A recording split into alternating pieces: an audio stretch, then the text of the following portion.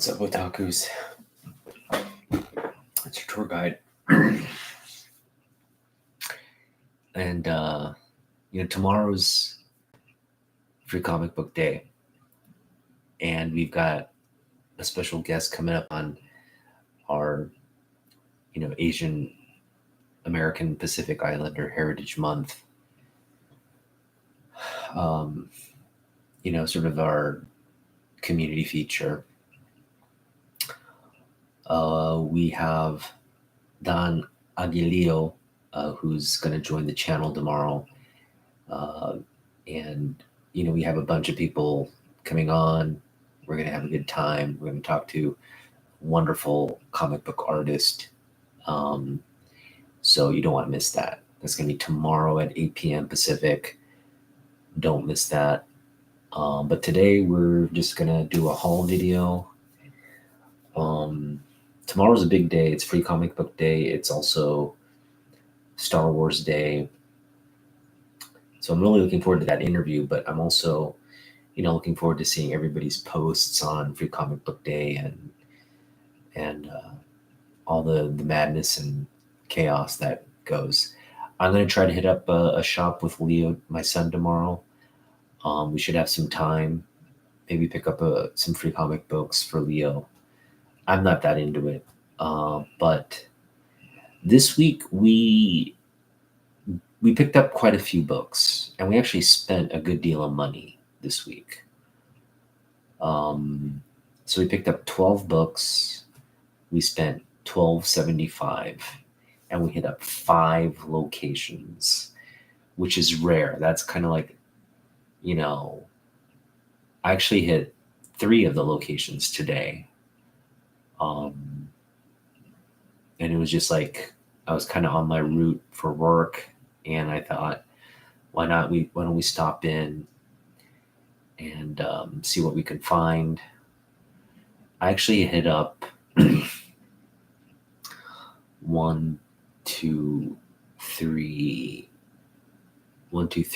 locations today, but I only purchased from 3 locations, and then I hit up 2 locations earlier in the week, and we'll get into what we did. But anyway, 12 books, $12.75. I mean, you do the math. It's about $1 a book that we spent this week. A little over $1. I'm just going to do it because it bugs me if I don't. Spent about $1.06 per book.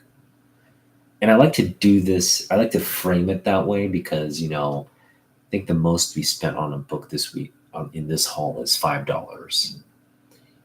And I also overpaid for a 90s Jim Lee book. I overpaid for it, but I really don't mind. It felt like an Unmyung book, so I just was like, all right, let's get it. But I overpaid for it, and I'll admit what it is. And we'll get to it. So I overpaid for a 90s Jim Lee book. Our priciest book is $5. We'll get to that. But overall, again, we paid about $1 per book, 12 books. And I feel good about everything we got. So it's up to you to kind of determine whether you think this is a good haul or not. For those of you who kind of get my psychology, I realize, a lot of the books I pick up aren't high value stuff. It's just stuff I like. And so there'll be times where I'll pick up something and it's like, I get it for a quarter, right? Or 50 cents. I mean, that's like a win. And then there are other times where I might pay a little bit more for a book. And we have kind of both instances here. So, I think my normal hauls, I end up paying below $1 per book. But this one, we paid for a couple of the books. But we also got some really great deals on a lot of the books. So I'm going to change it up here. Normally, what I do is I just kind of go from, you know, excuse me. I normally go from like just, work our way from sort of the lesser impactful books to like the book of the hall. And what I would like to do instead today is just sort of backtrack along all the stores I hit today. Um, or sorry, all the stores I hit up this week, and just feature it by what we picked up at each location. Then we can kind of get into like the pricing and all that. So, and what that will do is that we're going to introduce the book of the hall in our first location. So it's going to be a little different. Normally we reserve the book of the hall for the last item, but today we're just going to start with our first location. So we went to Mill Geek Comics, and that was earlier today. And so this was I've been to Mill Geek the past 2 weeks, maybe 3 weeks. And I even said last week, like, we probably, like, there wasn't anything good in the bins, in the 50-cent bins. And the reason I went today is because I thought, well, it's going to be free comic book day tomorrow. The shop is going to be, they're going to get everything ready. They're probably going to refresh the 50-cent bins, right, for tomorrow. So I thought, perfect time. Let's just go snipe what we can get. And that was kind of the mentality in hitting up all the shops today. I was like, all the shops are probably going to kind of stock their inventory for free comic book day, get people, like, just get everything, all the inventory refreshed, and have those fresh selection of books available. And so that's what prompted me to just like go today, pick up what we can. And then, after all the people purchase whatever they purchase, we can probably go back next week when they refresh it again. But yeah, I went to Mill Geek and they hadn't refreshed anything. They hadn't refreshed a damn thing in the 50-cent bins, which is fine. We still found some good stuff, but it didn't. We didn't have the. We didn't have the haul that we thought we were going to get. So, yeah, I picked up 3 books, and I guess I'll start with this one. This one we picked up in the 50-cent bin. I switched the bag so it says $5 on it, but we got it for 50 cents, and that's this great Green Arrow Volume 7, number 12.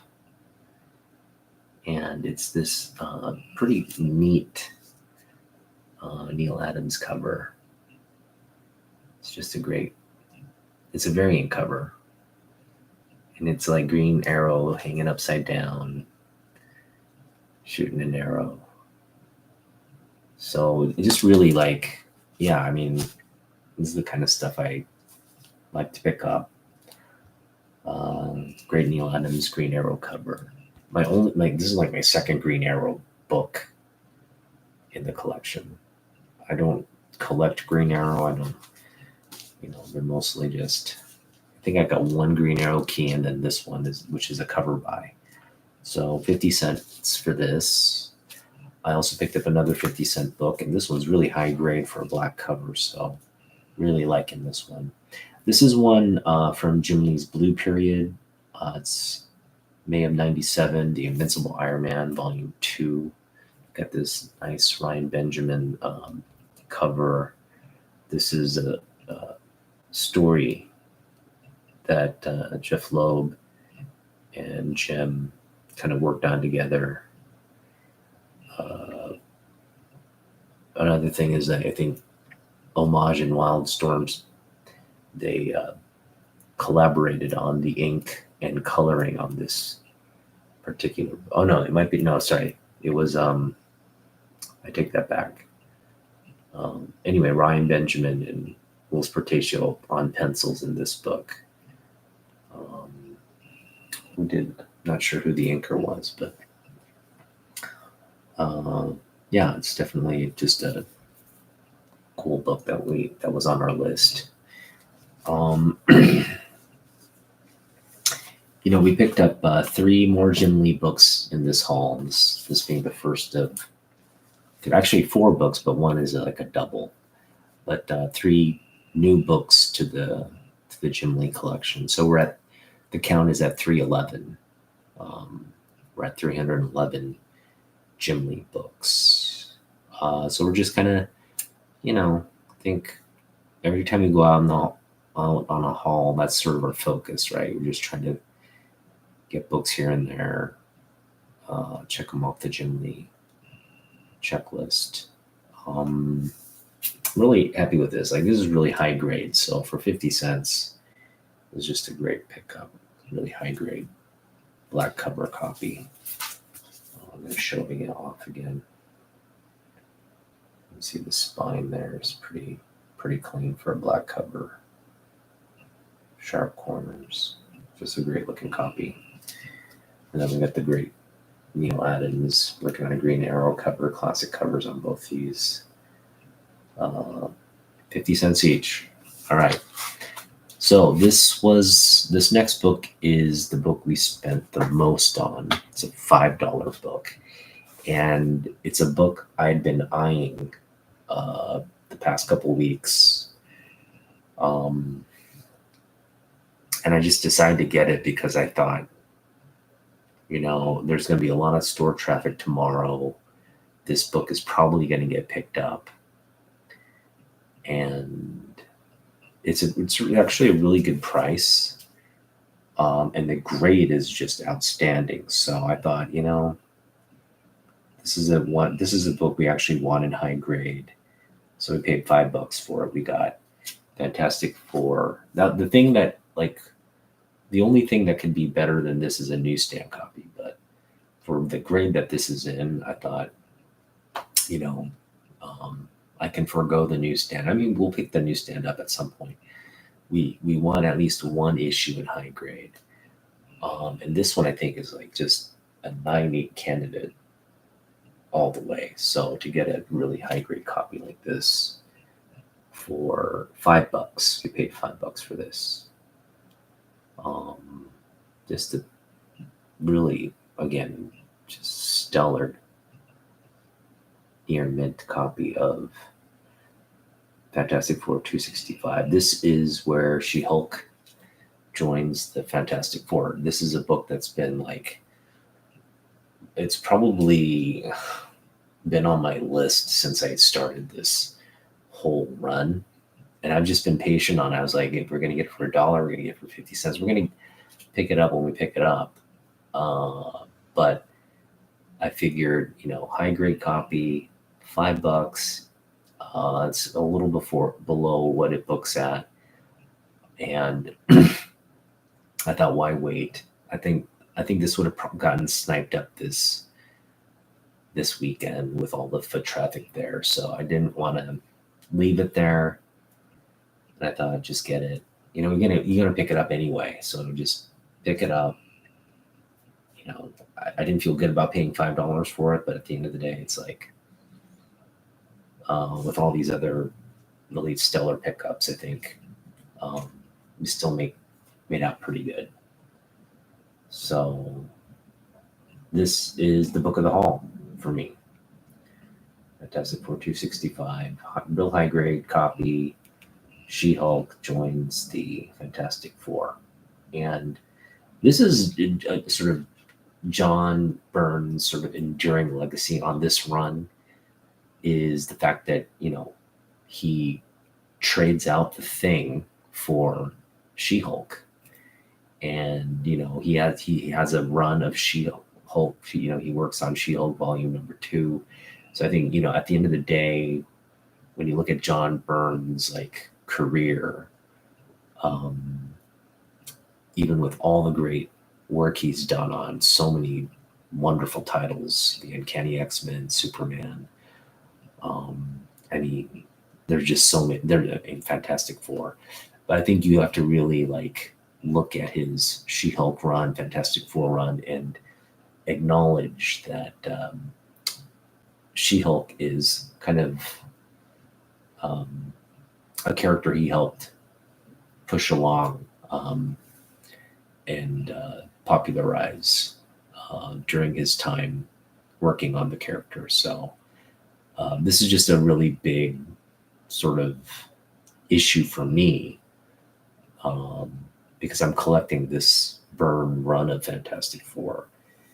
And I look at this sort of moment, this key book as sort of his unique or indelible mark on this title. So love it. This was this just really feels really good. All right, the next place we went to was Subspace Comics. And Subspace, it's been a while since I've hit Subspace.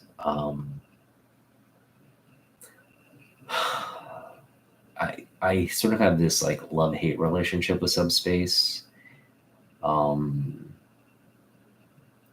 The owners there are just kind of like, they're just not the nicest people. I mean, I'm in there.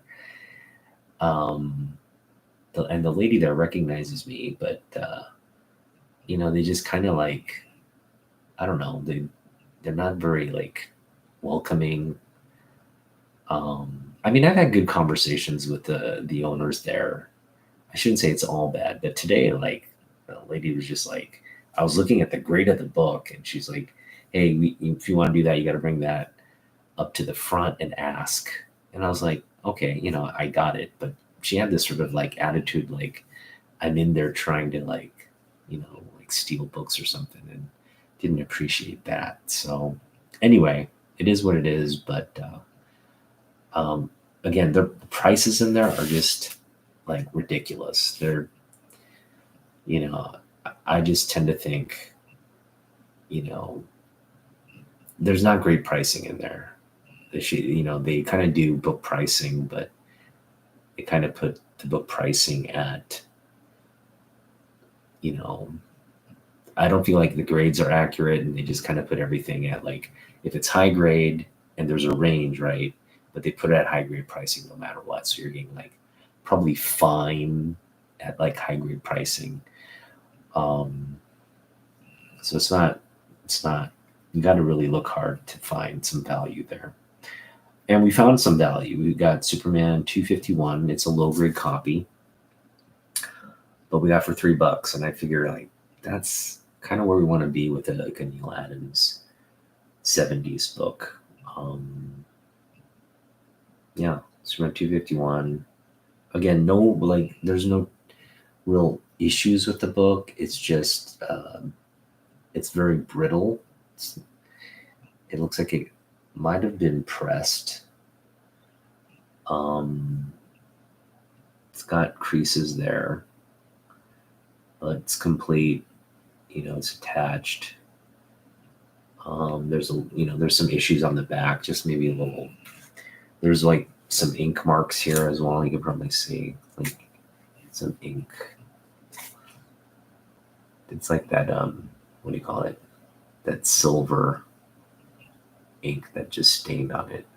And again, just, just some creases on the back. I mean, we'll get into grading this thing, but I mean, I'd put this at a 3.5, maybe a 3.0, somewhere around there. But yeah, $3 on a Neil Adams book. It's the only book we picked up at Subspace. Again, I went there just to kind of see if they had any, like, we're we were looking for something, along the lines of bronze, silver age books, but nothing there, nothing of value there. They're just kind of selling things at elevated book values. All right, the next place we hit up was Grade City Comics, and I overpaid for this book, but you know what? I didn't mind. It's a book I've just been meaning to add for the longest time, and it's a newsstand copy. Now it's got issues, and we'll get into what those issues are, but for, it presents really well. And again, we overpaid for it. If I would have been patient, we probably could have picked this book up for like under $1 or around $1, but we paid $2 for it, and it's a newsstand copy of Captain America, Volume 2, Number 7. Beautiful Jim Lee cover there of Cap.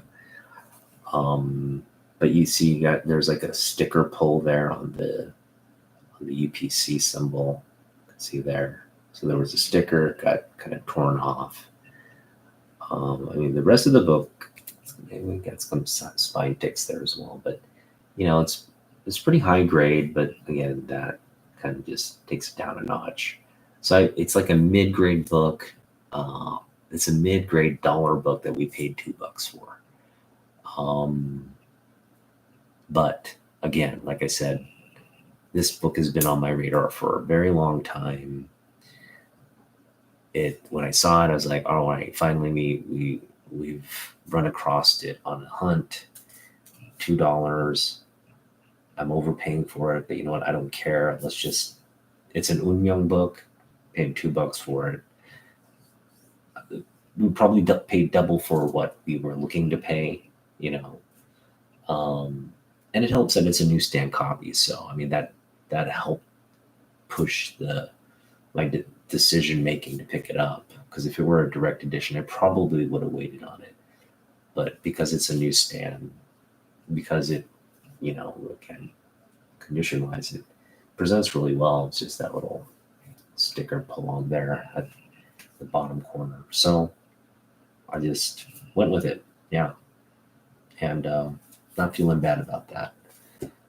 Another Jim Lee book off the list. All right, so let's see. I'm going to save the half price books. Let's go with half price books. We'll save this one for last. So I would say sometime around like the middle of the week, I went to Half Price Books, and we went to Redmond, and we just kind of like went into Redmond not expecting much, but we kind of went through the quarter bin books, and we found some good stuff in the quarter bin books. So the first book we found was Marvel Young Guns 404. And this book is, I think, the first time we see the Young Avengers. It's a preview of the Young Avengers. So you get these great characters design sketches by Jim Chung. And yeah, it's all in this sort of like, this sort of like brown ink, in this brown like paper, which is cool. I mean, this is, it's probably a VF copy. It's a VF copy. Maybe a VF minus copy. But it's again, it's a pricey book. I think it's listing for $35 on Key Collector. So I figure, for 25 cents, and you can at least probably get $10 for it, right? At some point. So again, first appearance of a lot of the key Young Avengers characters. This actually came out almost a year before Young Avengers 1 came out, so it's quite a bit before the book actually hit the comic book shops. So yeah, great pickup there for a quarter. These next two are really big pickups, and again for a quarter, it's like wow. We picked up Gambit #1. Picked up Gambit #1. Really high grade too. And this was in like a sort of a ratty bag. So there's like a couple, I guess, spine issues, but overall, like for a black cover, it's still present no creases or anything. So pretty high grade. And yeah, this is just a great 90s book. I remember when this came out. Gambit was just one of the hotter characters out during the 90s. Everybody's, wanting to collect this book. So I never actually got this book, but a bunch of like solo characters, like Rogue had her own book, Bishop had his own book, Gambit had his own book, Cable had his own book.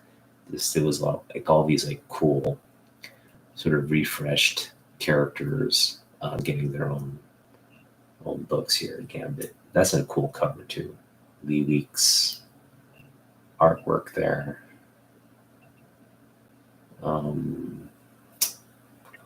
Forget who the inker was. I think it was Klaus Janson. Yeah, Klaus Janson on inks there. Pretty nice book for a quarter. And this one I couldn't believe again either. So as you know, we picked up this book at we picked it up at Hilla Comics for 33 cents. And then we ran into the book again at Half Price Books for a quarter. So I picked up 2 copies of these in a span of 2 weeks. So we have 2 copies of Homage Studios Swimsuit Edition. So this is the one we picked up at Hilla Comics, the front one here. And then we picked up a second copy at Half Price Books for a quarter. And that's this back copy here. And as you can see, like it's pretty high grade. Like this one is higher, but the second copy we picked up is pretty high grade as well.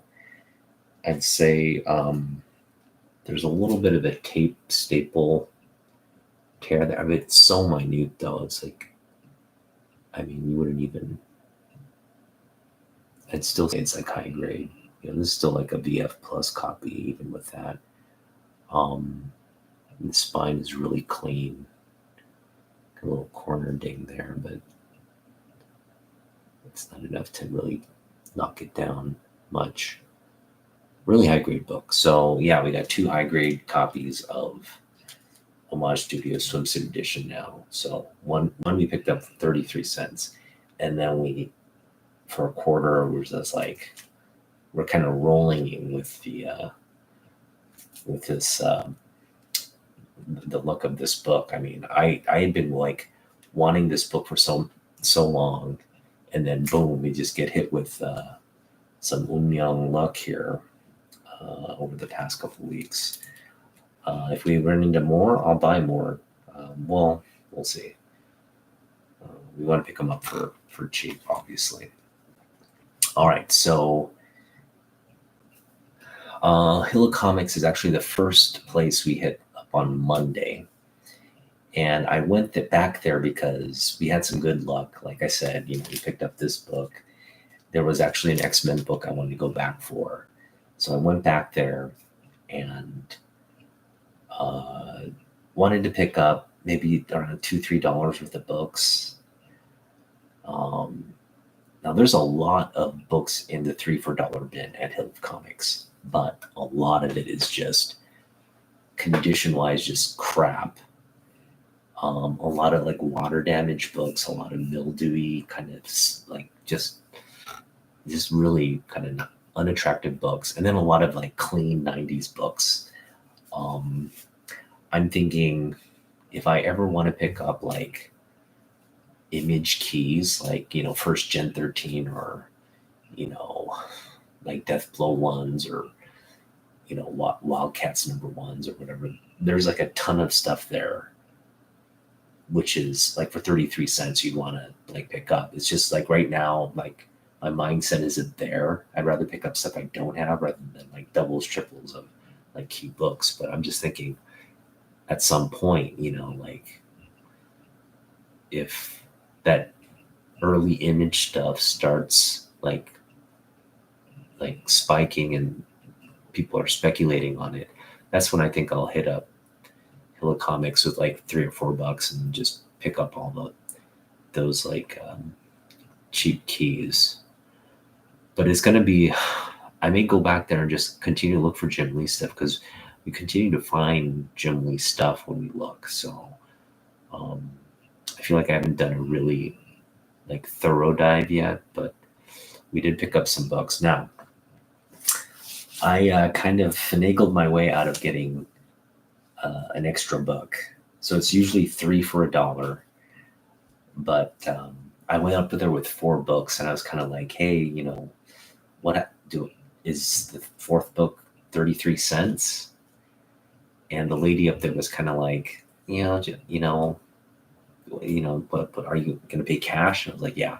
She's like, just give me $1. So I got 4 books for $1. So that was really cool. And she's like made me promise them, but you got to come back and get more. I was like, oh, definitely, I'll come back and get more. So I plan to be back there. We're kind of low on funds right now. Again, I spent $12. We had 18. I spent 12. Kind of gotta replenish the funds here before we plan our next, I guess, trips.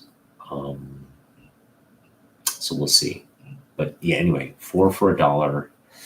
We're gonna start with the X-Men book I went back for. So I picked up 187 last time we were there. Really kind of beat up copy, mid-grade copy. This one is also mid-grade. I'd put it at like like a 5.0, maybe a 4, between a 4 and 5. But this is a key book. This is like where Storm loses her powers. Great John Romita Jr. cover there. 185. So we picked this up for, again, 25 cents because we got 4 for $1 and felt really good about that one. This next one is great too. We got this foily direct edition from Roger a while back, and now we got the newsstand copy of Wildcats 25. And it's really high grade too. And this one, for I think, books a lot higher because of the ratio difference on this one. This is just a very, in terms of print, it's a lower count. Also, it's, I guess, hard to find these image books. And this is high grade though. This was sitting there raw, surprisingly, but it was in such great shape. I was like, we're picking this up. And this is, books at 20 on this one. Yeah, I mean, nothing really key about this. It's just great Travis Shaw wrist cover there. Beautiful looking copy. So yeah, $20 book for a quarter. I'll do that all day long.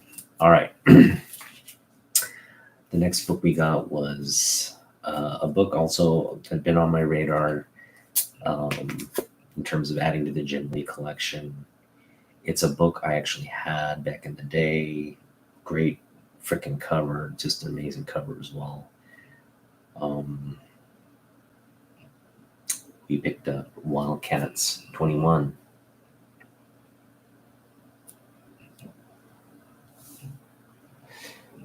I'm so surprised how cheap you are finding these comic books for purchase. The cheapest comic I would buy is all these for $5.99. Yeah, like it's getting harder and harder to get good books for cheap because, like, for example, Subspace, they used to have a dollar bin, which they got rid of. And I think they got rid of it because people were somehow swapping dollar books out for like higher price books.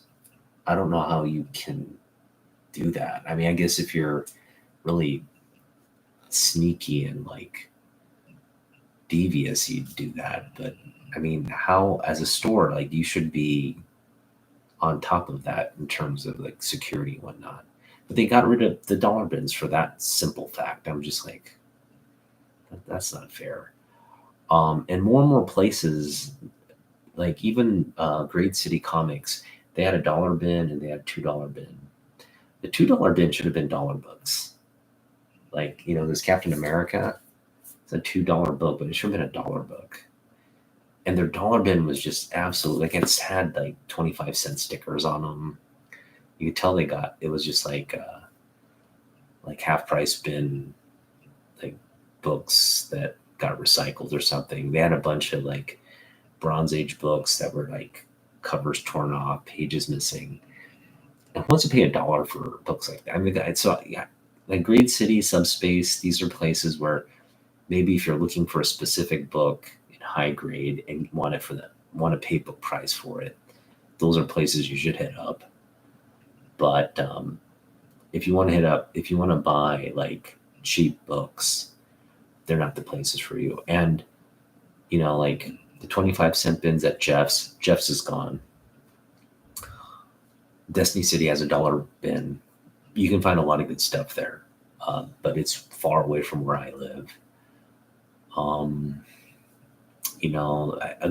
kind of have my ear to all the LCSs here, and it's getting harder and harder to find books for $1 or cheaper. Let's just put it that way. Even Russ's 50-cent bins, like, he's got stuff priced out now. His reader copy books are really tattered, so he's kind of, he's overpriced. I think a lot of that, it's a $3. So if you can find like a Bronze Age book in decent shape or reader shape, low grade, you're buying it for $3 essentially. So I mean, that's like worse than what I got at Subspace. So it's just getting harder and harder to pick up like bargain books. But I will say this: Hill of Comics, again, they're 3 for $1 bin. Hey, what's up, Miss So? I'm finding a lot of the stuff I wanted there, which are just like 90s Jim Lee books, 90s, like maybe late 80s, like Daredevil, 90s X-Men scattered here and there. So, and they have a lot of inventory in the back that it's just sitting there, that when stuff cycles out, they just put all the sort of the garbage, cheap bin books in there. So they've got this huge section. I'm sure they're going to put out more inventory on the 3 for $1 bin books. And they've got, 3 for $5 book bin books as well. The $2 books, they do 3 for $5. But nothing of value in those bins. I mean, you'll occasionally find something, I guess. But yeah, it's getting harder and harder to. I think ultimately what we're going to do is we're going to have $100 or so, and we're going to hit up Grid City Comic Show again. Grid City Comic Con had a lot of good value, like a lot of dollar books, a lot of, if you pick up a good volume, like they have $2 books, but if you pick up like 20 or 10, you get them for $1 essentially. So a lot of potential finds there as well. But I put in a lot of work to pick up something like this. But pick this up for $1. Again, Jim Lee cover here. Wildcats, just a badass. Lady Cybertron there. Just a badass team there. And the last book we picked up for $1 essentially is, I mean, this could have been the book of the haul too. Is Daredevil 190, double-sized issue. Now this book is in great condition, but it needs a press. It has water damage. You can see it right there. You see that rippling? But again, this kind of thing, and there's water damage in the back, obviously, but there is a way to make this like almost like new again. And if you go back and watch my video where Metarog Roger um, goes over some ways to mitigate water damage, it's a great watch. He goes over what you do, but there is a way to make this to yeah, again, repair that water damage, make it look really good. And again, it looks great. Like in terms of the corner and the spine and everything, it's a really high grade book. It just has that rippling there from the water or humidity exposure. I'm thinking it's humidity exposure because it's kind of like you see that that kind of like dirt creep up from the humidity. It's not like it got dunked in water. It just was stuck in like a wet area for a bit and then dried out. So that's what you have here.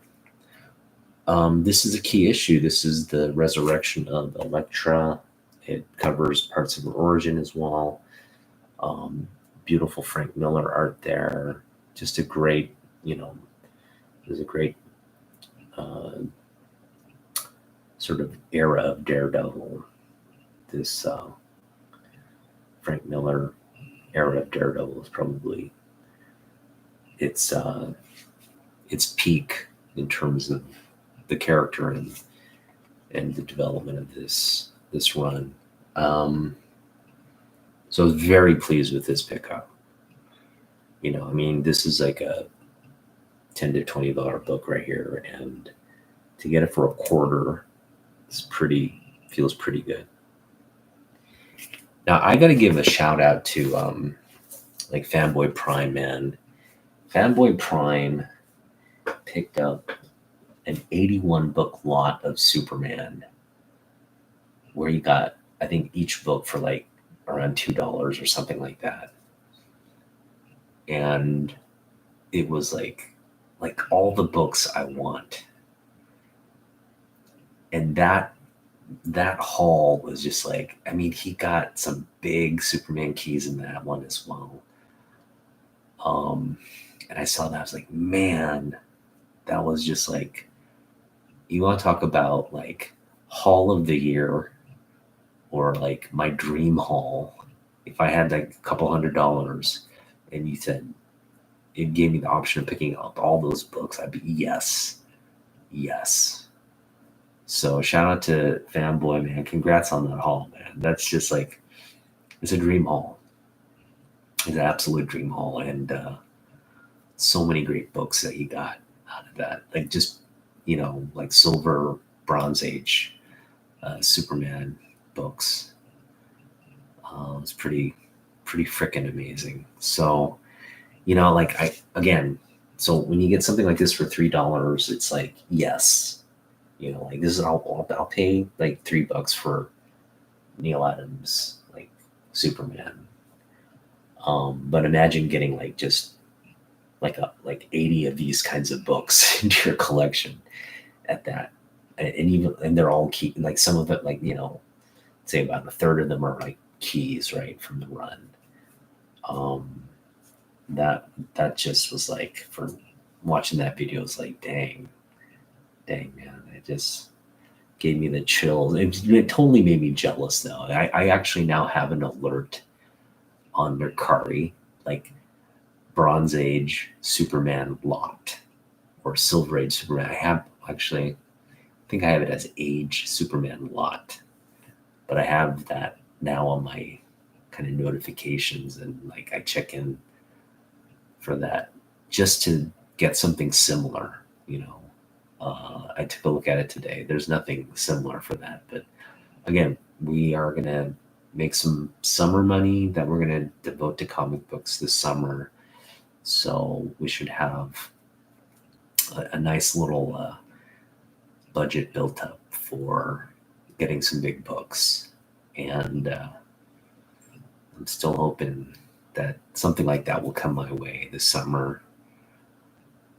which we'll have to make room for. 81 books to the collection is at this point just kind of like it's yeah, I mean, we don't got much space, but we'll make space for Superman books like that. So, but yeah, again, book of the hall. Going back to the book of the halls, I guess I could like feature a couple of the books. I mean, all of these books feel good to me. Like I could, they're all like books I want. But in terms of what we paid, the bulk of what we paid for is right here.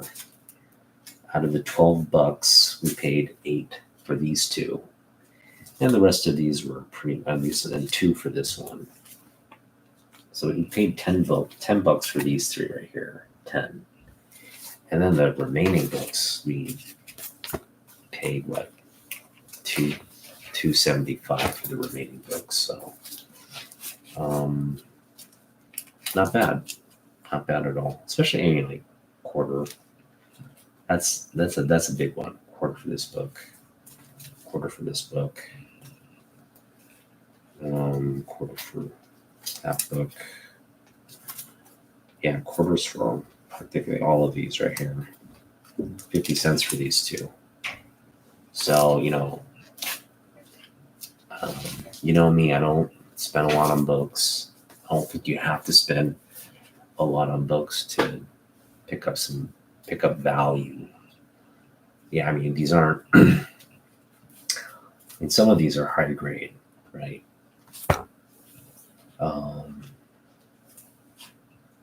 Yeah, some of these are surprising. I mean, this one, I think when we get this pressed and cleaned and all that, at the end of the day, this will be a high grade book. But as is, it's got that humidity damage right there.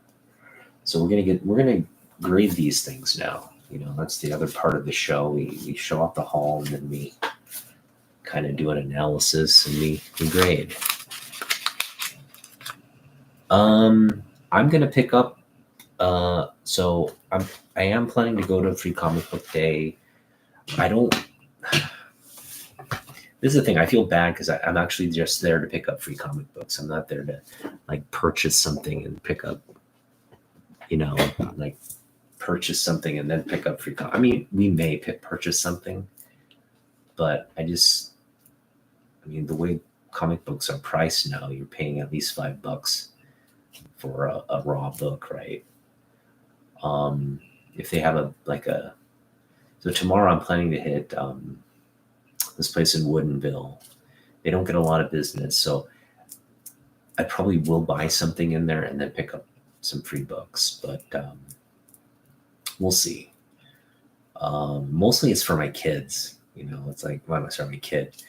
I just want to pick up some Spider-Man books, the kid-oriented Spider-Man books for him so he can enjoy. But I'm not going there to like pick up stuff that I think it's going to be like worth something. I took a look at it and there's not much selection there. So, but yeah, it'll just be kind of fun to hit a comic book shop on that day. Hopefully, it's bustling and there's people there. I'm going to avoid going to Mill Geek because it's going to just it's a small space. If you have like 5 or more people in there, it just gets uncomfortable to be in because there's just not a lot of room to wiggle. And they're just going to have one table set up where they put the free comic books out. So, yeah, and I don't want. Last time I went in there, I just got the free books and left. So, like, I'm sure Russ wasn't happy with that. But yeah, like it's fun. But we'll see what I am planning to hit up the shop, but I just want to pick up one book for Leo and then get out. Don't want to, inconvenience people. The shop owners. I just wish more comic book shops had like bargain bins, like really good bargain bins, like stuff where like, again, if you have overflow from a collection you just bought, take out the keys, take out the high grade stuff, price it, but the rest of that stuff, just don't try to, like profit off every little book that you pick up in a collection, it's just going to sit there. Just put it in a bargain bin and let people enjoy it. Like siphon off what you have to make your money back. But the majority of these like books, and that's what I appreciate about Russ. Like he understands that. He understands that we're going to cherry pick all the value out of here, price that, sell it. But all the 90s books, all the garbage books, the stuff I actually like, we're going to put it in the bargain bins and let people, like, doesn't make sense to pay $2 for a book like this. That's not even high grade. It's like, it's like mid grade at best. Well, I shouldn't say it's mid grade, maybe fine at best. Yeah, but I got it. I mean, I got it because I just wasn't going to wait around till I found it again in the bargain bin. It was $2 is like kind of right there at the border of what you'd want to pay for a book like this. But yeah, I mean, it doesn't make me want to go back to Grade City and like pick up more books.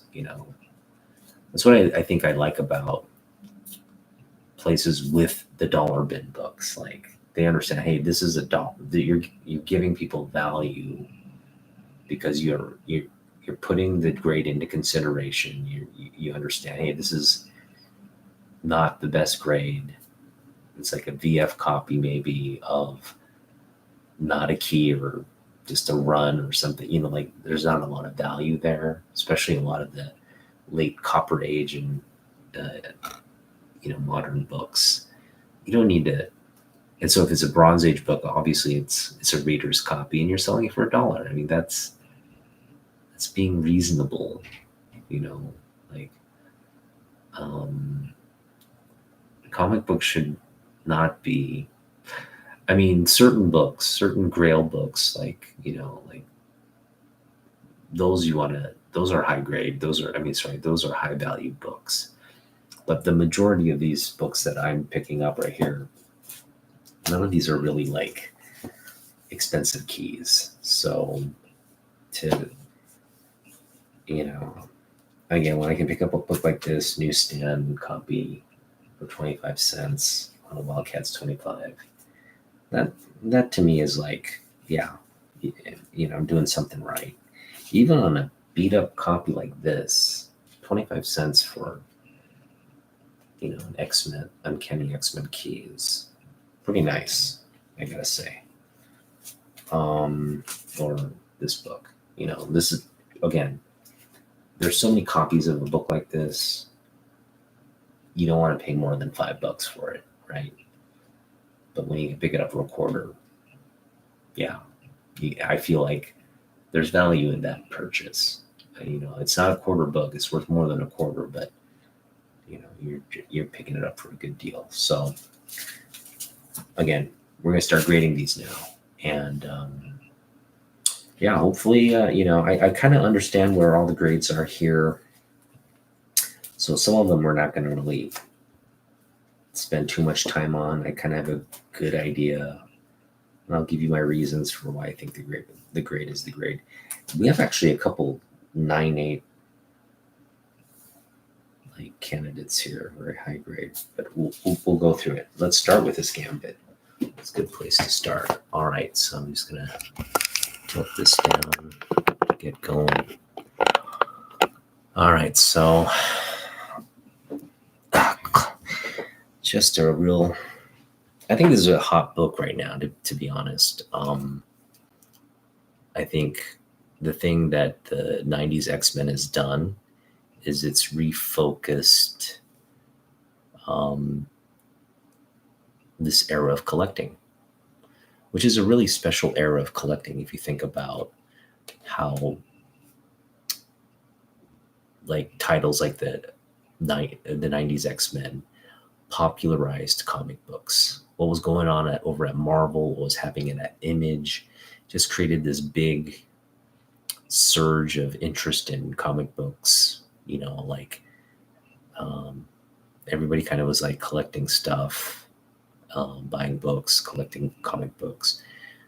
So it was a pretty interesting time to be a collector, because you got great stuff like this. This like gold foil, black cover, um, great artwork here. All right, so again, this was sitting in like a really crappy like bag, so kind of got it has a little bit, so kind of got a little corner ding there. So right off the bat, I'm going to say we're dealing with a VF copy, and then it's got some spine ticks here, so that's within the VF range. Got some spine ticks there. Overall, though, the corners aren't. I mean, that corner is just a little blunted, a little bit.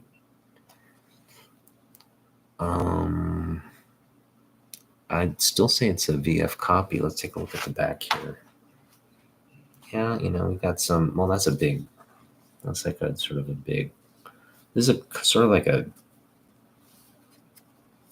it's like kind of like a cardstock cover. So it's not really something you can press out. You kind of got a big stress line right there. Breaks color. So I'd go, like maybe a fine plus, VF minus on this. I'd put it at like a 6, 7. I'd put it at like a 7.0 on this. Let me know what you think. 7.0. It presents really well. Again, I just wish there was a, I wish that there was a way to press this that there just isn't. It's a cardstock cover. So all the damage there that you see there is just not going anywhere. So I got a little bit of a little corner ding there, really minute. And then just a lot of spine, the spine ticks. Maybe say 1, 2, 3, 4, 5, 6, 7. 7 color breaking spine ticks. Interior of the book looks really good. Yeah, overall it's a pretty, again, I think 7.0's maybe a 7.5. Yeah, I'd say 7.5. Well, the spine is kind of beat up, so I think 7.0 is fair.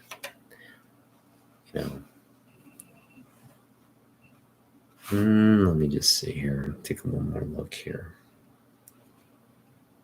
Yeah, those are pretty deep spine. They're not subtle. They're actually pretty deep. On a cardstock cover, they're pretty deep spine ticks there. So I'll go 7. We'll go 7.0. That's fair. 7.0. All right, so that's that. Hey, what's up, K-pop? K-pop is one of our co-hosts for AAPI Heritage Month. We're calling it AAPI Comic Book Community Heritage Month because we're really trying to focus on the AAPI comic book community, creators, collectors, cosplayers. I mean, you name it. We want to feature. If you're an Asian American or an Asian person and you love comic books, we want to feature you, obviously. Oh yeah? Okay. That's fine. Sounds like you guys are getting everything prepared. You guys are the sort of the channel, streaming masters. I just do this really kind of low, what's the word? Sort of low intensity channel. I keep everything, you see me like tilting shit like this, like, so it's a very organic show. You guys have all the streaming technology there. I'm just gonna, all right, back to my manual camera here. All right, so 7.0 on this copy. Just really happy with this pickup. 25-cent classic key book. Not that bad, in terms of grade for a quarter bin book. Not bad at all. All right. The next book we got is, let's stay with the quarter books. We got Young Guns. And I'm going to show off the interior of this book because I just think it's just so cool. And this is available for sale if you're really into the Young Avengers. This is also a cardstock cover. And very similar to what we just saw, we have some spine wear on this cardstock. Kind of see, but not as bad as that Gambit cover. One, because it doesn't really seem to break color. I don't see much color break, but when you tilt it like this, you do see the spine stress. So just a couple stress lines here, maybe 1, 2, 3, 4, 5, 6, 7, about 7 stress lines. Corners are sharp, very similar. You got a little blunting there. Nothing serious. The back, similarly, yeah, you got some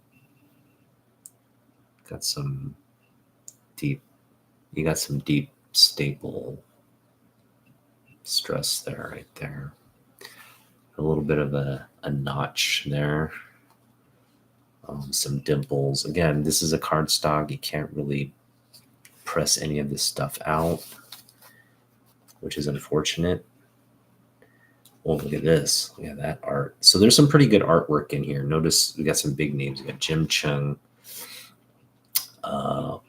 Olivier Coipel, David Finch, and we got John Romita Jr. and Greg Land as well. So just a bunch of incredible artists, and we're gonna take a look at some of the sketch work in here.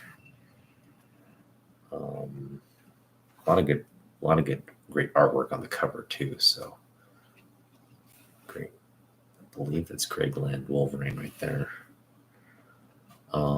So yeah, we got, here's the design, your first look at Young Avengers back in 2004. Jim Chung goodness here. All right, Hulk Lad. There you go. Good stuff right there. Oliver Coipel. Not sure what that is. Some panel work, some pinups. Trevor Hairsign. Ooh, very nice, very nice. Got some more Jim Chung. Steve McNevin. Good stuff there. Greg Land, look at that. Man, that's just dope. Where's the John Romita Jr.? There we go. John Romita Jr. getting this right there. So yeah, I mean, I'd say this is very similar to the grade we had at the Gambit book in. Almost identical in terms of the issues. So I put this in a 7.5 as well. So yeah, this at a 7.0, 7.5. I think I'll put this at a 7.5 only because the issues here really just pop out, stick out. A lot of it's color breaking. Here, it's like, it just presents so well. It just really presents high grade. It's only really like kind of take a very close look, do you see the issues. But so I'll go 7.5 on this one. And again, this one is available for. All right, I'm just reading Katie's message here. Jim is a good dude. Bernard makes him bird shit when he goes out of town. All right. I'm assuming you're talking about Jim Chung. All right. I would wish we could get Jim Chung on. Jim Chung on the show would be incredible. I just love his artwork. But Bernard, man, Bernard is just a legend. He's a legend, and so as like sort of a preview of who we're interviewing this month. Bernard Chang, legendary comic book artist, Asian American comic book artist, is joining our live stream this month. So I think we have him scheduled toward the end of the month. So stay tuned for that. All right, so I'm going 7.5 on this one. Young Guns go 4. Sketchbook 7.5. Yeah, this is for sale or trade. So if you want this book, hit me up. The top price and what I want for the book. All right, so this one, I'm just not going to bother to take out of the bag. I'm going to try to grade it through the bag. And really, there's not much in terms of issues on the front cover. And as you can see, it's really clean. Well, actually, you can't see it, but let me get it here so you can. You can see the spine is very clean, but it does have a little bit of a pull right there on the staple. That staple is clean right there. It's pretty clean. Yeah, so I'm just looking at the book right now. There's a little bit of a stress line there. Other than that, it's just a really clean back cover, as well as a little bit of a nick on the corner there. You see that? I mean, that's really negligible in terms of could be, you could notch that up to like a manufacturer. I mean, that'd be permissible on a 9.8 book. That's what we have here. We have a really high grade book. I put this at a 9.4. We put this at a 9.4. Right? Let me put the previous copy at. I've got 2 copies of this book now. It's just so exciting. Do it in like a span of 2 weeks. Feels really lucky. Yeah, so we had this previous copy at a 9.4, and I put this again. It's got a little bit of a nick there. I put this just right under at a 9.2, maybe a 9.0. So it's between a 9.2 and 9.0. We'll go 9.2. Again, just 2 really high grade copies of. Now I did sort of misspeak on this last week. I mentioned that Marvel was the first to put out a swimsuit edition in comic books, the 91 Marvel swimsuit edition. That was misinformation. The first publisher to put out a swimsuit edition was Amazing Heroes. Amazing Heroes put out a swimsuit edition back in 88, I believe. So that was the first. And then Marvel did it for the second time. And then Image did it for the third time. But yeah, swimsuit editions got their start in Amazing Heroes, then Marvel, then Image. And they were all the rage back during this late 80s, 90s period. So there you go. There you go. All right, moving right along. We're going to focus on this mid-grade book. This one has quite a bit of issues. I just, again, we got it for a quarter, so I can't complain. The front actually looks really nice. You know, it's like there's no creasing. You know, the corners are decent. Again, no creasing. You just got a lot of spine breaks here, a lot of color breaking spine ticks. And then you've got some wear at the very bottom edge there. You can see kind of that wear. But I would say with a nice press, the front of this book would just really pop. But it's when you get to the back covers where you're going to find all the issues. And it's right here along this top part here. You can see that there's just a lot of fraying and almost like tears at the top. So, you know, given all that, I'm just going to put this at a nice kind of mid-grade, like a 4 or 5 or a 4. And I think a 4 is fair on something like this. I mean, the front presents really well. You know, if it's just a front, definitely be like a 6. But that back is just really. I'm gonna go 5-0 on this one. No, sorry, 4-5. I'm gonna go 4-5 on this one. I think 4-0 is just a little harsh because it is just really that back part that is of issue. The front just presents too well for it to be a real strong 4-0 candidate. So I'm just going to meet in the middle, give it a 4-5. So 185 is, I'm going to say a 4-5.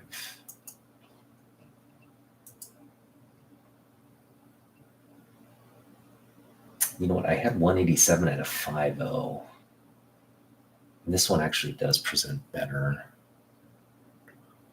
Yeah, I'll go 5-0 on this one as well. Doesn't need to press. I think if we press out that back, there's not really a lot of tearing back there. It's just like kind of like it's a little bit of like little micro tears there. So if we could get that pressed and kind of get it aligned. Yeah, I'd say 5-0. I think 5-0 is fair on this one. We'll go 5-0. Yeah, just a great book to pick up. Great key X-Men book to pick up for a quarter, though. A newsstand copy.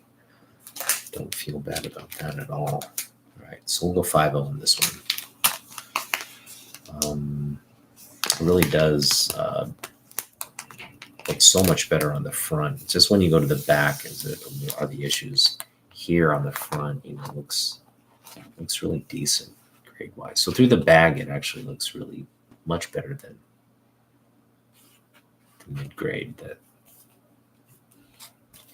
that we put it at. All right, this next one is. I'm just going to give you a look. It's a high grade book. Just going to give you a taste of it.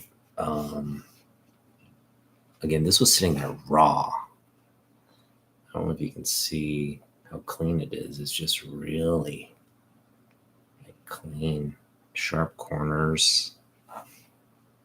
I mean, you got a little bit of a blunt there, but still technically sharp. Spine is clean. You got probably some spine ticks there, but you can't tell because they don't break color. Yeah, for a newsstand copy, this is just really, really nice. That back Shaw rest goodness. It's one of those beautiful wraparound covers. This is just classic stuff. Oh, well, we got a little bit of a spine issue there. Doesn't break color again. Can be pressed out. See there? That can be pressed out. So I feel really good about this one. This is definitely high grade. I put this at a 9.4 for sure. It's in your mint copy. I'll put it a 9.4. Don't even think twice about it. Now it's not a 9.8, but with a press, yeah, they can get there. It's a great looking copy. Just not a lot. Not a lot of issues with this. Beautiful, again, beautiful Shaw wrist cover there. Love it. Great 25-cent pickup right there. Great 25-cent pickup. All right, so we're going 9.4 on this copy. 9.4 on Wildcats 25 newsstand.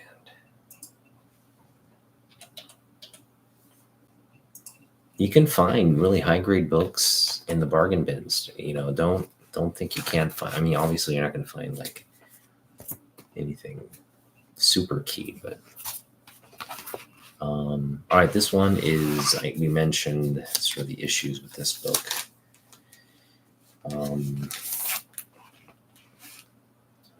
It's got this sticker price. I'm assuming it was like a price tag. Is it still sticky there? Got some pull there.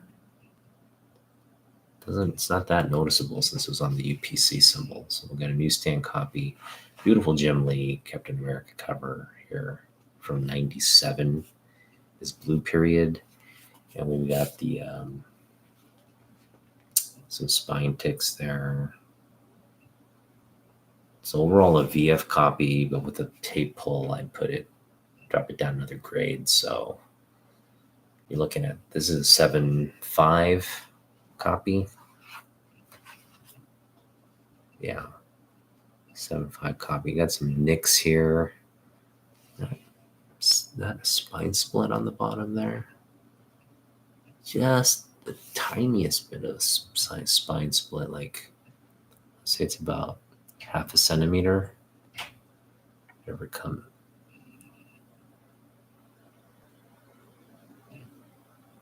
Barely noticeable. It's just too bright. Hang on.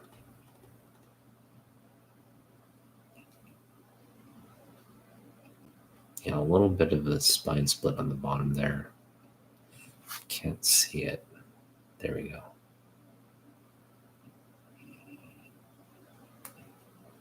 Right there. Minute, very minute. So, I mean, I would put this still at like a 7.5, even with that. That tape pull. So that tape pull is, everybody is going to have a different take on that. Some people might look at that damage and just say, it's very significant. And I'm one of those people. So we've got also corner crease here that I missed. Doesn't break color, fortunately. So that can press out. It's fortunate it doesn't break color. Well, a little bit. Yeah, it does break color a little bit. Well, given that, I'd go 6.0 on this. This is a 6.0 copy. Because, I should probably take that down. It was like a VF copy. That's going to probably take it maybe a grade and a half down, but that's also major right there, the corner crease. I'd say 3/4 of an inch corner crease there. It doesn't go through the book, hopefully. Yeah, just on that cover there. So yeah, I feel like it's a 6.5. 6.5 is probably where we should land. 6.5, Captain America, number 7. Now, I paid $2 for this, and I overpaid. I acknowledge that I overpaid for this book. But let me give you my reasoning on why we paid $2. It's a book I've been wanting to add. It's a newsstand copy. And again, it's like just one of those instances where like, yeah, I could probably run into this book down the road. I could probably run into it for, a newsstand copy down the road as well. But it came to me today. I had the money to pick it up, so I just did. And if we pick it up a newsstand, like a near mint copy down the road, we'll pick that up too for whatever price. But today, just picked up a 6.5 copy. We'll give this baby a press too at some point. But we picked it up for $2. We probably paid $1 more for something that's just $1. Yeah, it's a mid-grade. Picked up a mid-grade dollar book for an extra $1. Not too bad, not too shabby. And it's this is it's a Jim Lee Blue Period book. Jim Lee Blue Period books are like not high value books, but to me they're special. I just really consider this like his, this Marvel stuff here, where he comes back to do like some Iron Man, to do some Captain America, and the Fantastic Four, of course. Those are all just great resets of, he basically issued new volumes of all these, he and Liefeld issued new volumes of all these like classic Marvel titles. So whether fans were happy about that, it doesn't matter. He did it. So best cover on this run too. All right. Moving right along. All right. So we got this, what should we do? I want to save sort of the book of the haul for last. So we'll do these 3 last, and we'll do these 3 next. All right. I guess some more Jim Lee. Speaking of Jim Lee, blue period, we've got this. This is really high grade. This is a 9.8. I think this is a 9.8 candidate ounce. I mean, not a big book, but not that we'd ever get this graded, but if you're going to have the book, might as well have it as the highest grade possible. Look at this spine, man. Oh, man, look at the spine on this black cover. Oh, man, that's just beautiful to look at. A black spine like that, looking that just clean, is something to behold. All right, we got sharp corners. I mean, this is a 9. This is a 9.8 candidate. I'm not even gonna take a look at the back, but to know, but back is beautiful as well. Yeah, if this isn't a 9.8, I don't know what would be. All right, so we're being very delicate with the book here. We just gotta put this back in, but I'm gonna put this at a 9.8. Because it just has that potential. It's a beautiful book. Sharp corners, just crisp, clean, smooth. Nothing in the way of spine ticks, really. Doesn't even need a press. 9.8.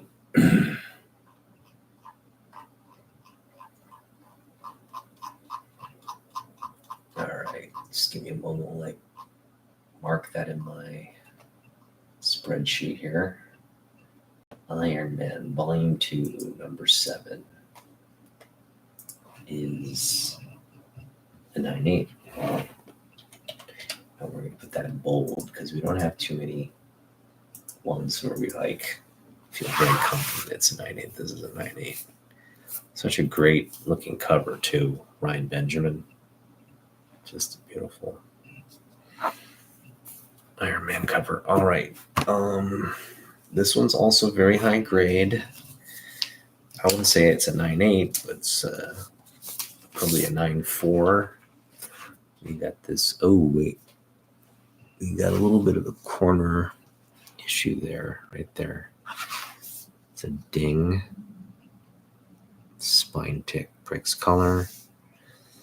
So yeah, put it at 8.5.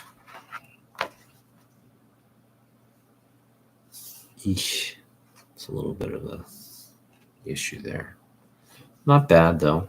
I mean, it's an 8.5 copy. Again, we just got this for the cover art. I could care less about like Green Arrow, but if it's Neil Adams Green Arrow, yes. Actually, artworks inside is pretty good too, so not bad.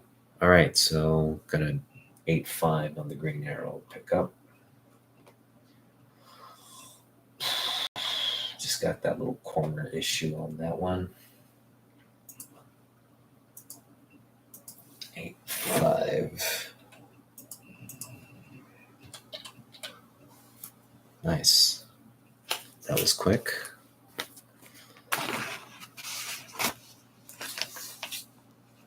Just to give you another kind of different perspective on the Green Arrow there.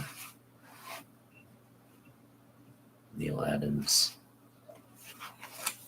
Goodness. Yeah, Neil Adams, like, man, he is, I guess, there are ways to really, different ways to measure, I guess, greatness. Like art is one of those subjective things. Art is one of those subjective things, but at the end of the day, you look at an artist or creator's sort of repertoire, like what they did in comic books. You measure, like Eisner, like the Eisner Award. It really awards like just the top,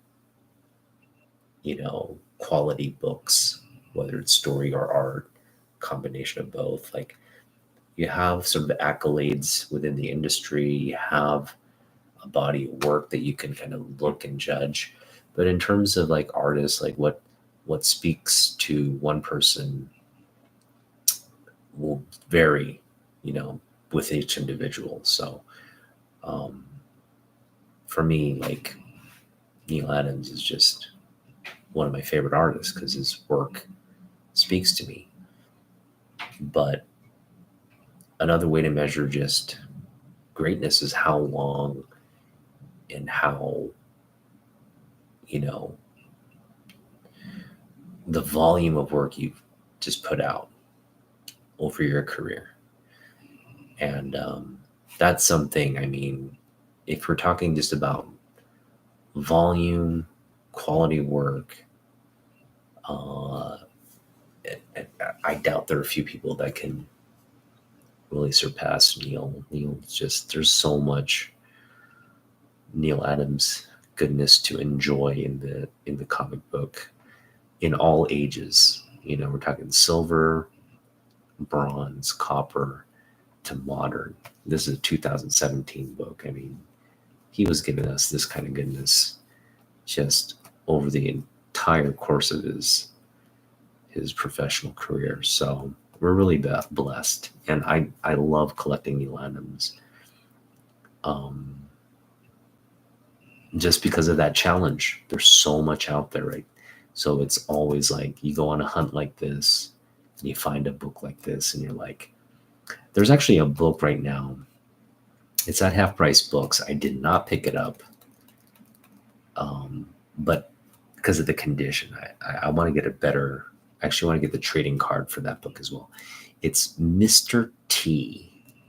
I forget the title. It's Mr. T comic book, and it's drawn by Neil Adams, and it's a book I want. I want to get that in high grade. I want to get the Mr. T card with that book as well. And it's not a pricey book, You'll probably pick it up somewhere polybagged with the card for like $1 or so. So that's on my radar now. I am definitely on the hunt for that Mr. T Neil Adams book. We want that polybagged in high grade. We want to pay about $1, maybe $2 for it. But yeah, there's so much stuff like that you can really enjoy and pick up. So that's what I appreciate about collecting Neil Adams. It's a treat. There's just so much quality, good classic work out there to enjoy. Yeah, moving on. Got a couple more books left. All right, this Jim Lee book, man. What's not to love about this book either? So it's like, this is another book that I've been kind of like patient on because I knew there's a lot of these out there. And I think picking up for a quarter is just kind of where we wanted to land. This is a high grade copy too. I'm just going to say it's a 9.4. No issues, no creasing of issues of any kind. Couple, like non-color breaking stress lines there. That's about it. Back's clean. Yeah. Corners are sharp. Everything looks good on this book. So, yeah, quarter for this classic Jim Lee cover on the Wildcats 21. You got, I think this is a Jim Lee Shaw Rest. That doesn't look like Scott Williams. It could be a Jim Lee Shaw Rest collabo. Gonna have to look at the stats on this one again. See who the inker is on this. Could be Scott Williams. In fact, I think it is Scott Williams. Can't see Jim Lee doing a cover without his partner in crime inking him. But I am going to check because I have the stats right here in front of me. Wildcats 25 is...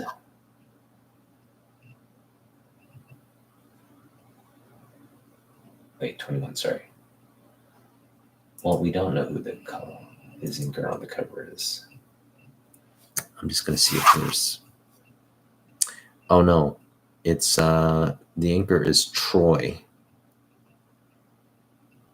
Let's see here.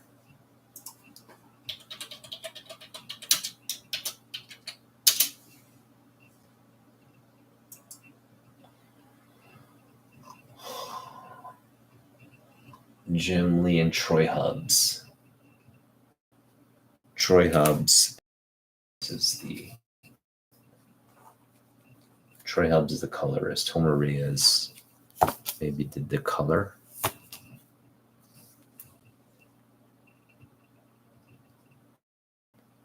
It's a dope cover there. I feel like Jim Lee excels at like weapons and anatomy. Like a comic book weapons and anatomy expert. Two very important things in comic book art: weapons and anatomy. All right, so let's hear. We got the last three books. We're going to start with this Daredevil. Yeah, this book, really, really beautiful condition if it weren't for the water damage. So I'm hopeful, so I'm going to check in with Roger at some point this year, maybe this summer. I know Roger just moved, so I'm just kind of waiting. I'll kind of connect with him, reach out maybe after this month, after Asian American Pacific Islander Heritage Month. It's a busy month for the channel. After we get through all these interviews and whatnot, going to have some time before I start work.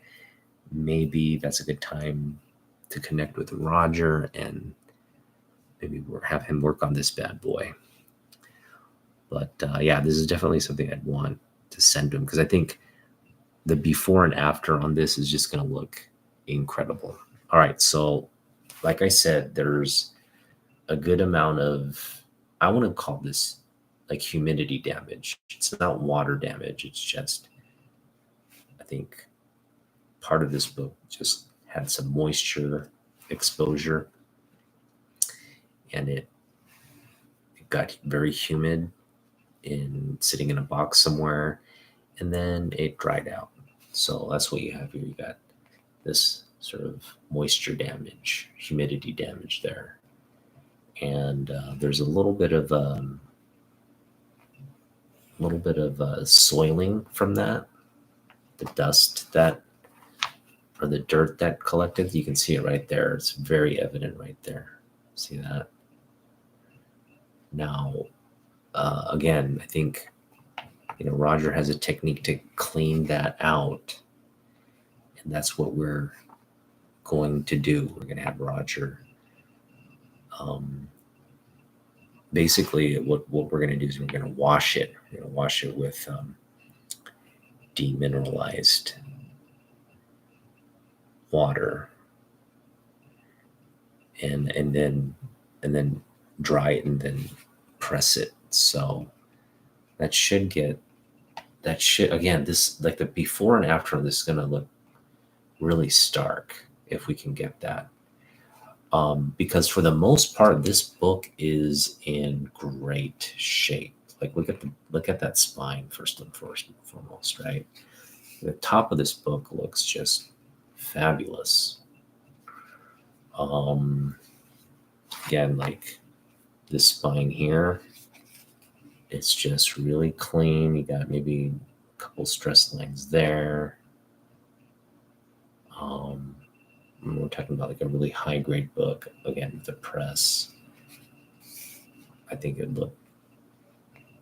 it just looked really high grade. It'd be a high grade book, as is, just a mid grade book. But after all, some TLC, just see a real stark upgrade on the condition of this book. So yeah, for a quarter pickup, again, this I think was a really good pickup, because it has potential to. Now, obviously, we can't do anything about the rippling that's on the inside of this book, but luckily it's not sticking or doing any kind of. Look at this great Frank Miller art, man. It's beautiful, Frank. The electric coffin right there, man. So we got some just dope ass Frank Miller artwork in here.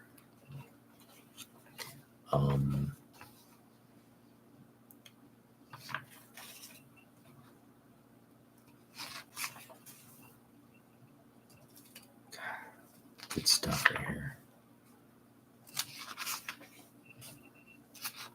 Yeah, say what you will about Frank Miller. He's definitely one of the best comic book writers of all time, and I don't think you should undercut his artwork either. He's got a very distinct style, which is just on full display right here. Like how incredibly talented he is. Look at this. Look at that Electra right there. Boom.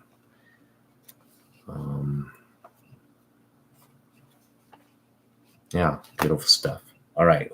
So it's a very key book we got here. Some, again, some humidity damage here, but I think there's a lot of potential for improvement here. So hopefully, Roger, if you're checking this out, hopefully you're chomping at the bit to maybe put some TLC into this book. Hopefully, I know you probably like this book. Probably have an appreciation for this book, but it is definitely a darling of the collection. Now, again, not that the grade matters for this book. I love this book, but if we can get it looking its best instead of having it sit here with this rippling in it. Just going to be so wonderful to see that transformation take place. So again, Roger's magic. Hopefully we get some Roger magic on that book.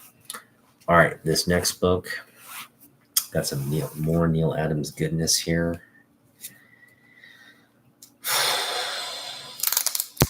I just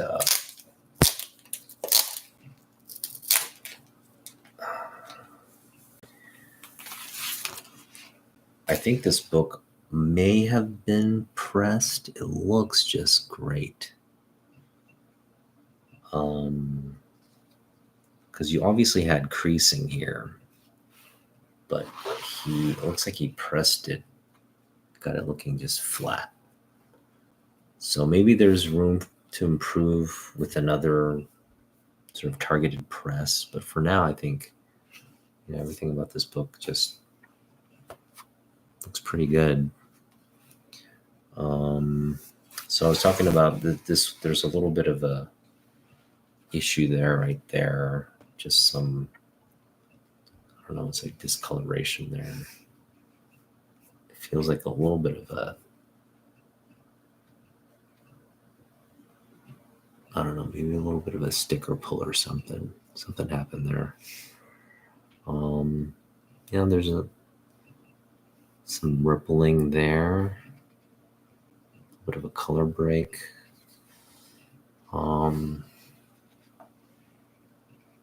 Overall, not terrible. The issue here is this just long crease right there.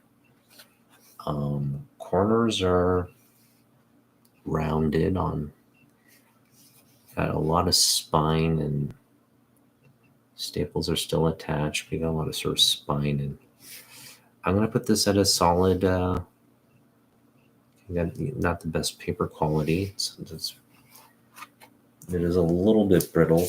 It's actually supple brittle.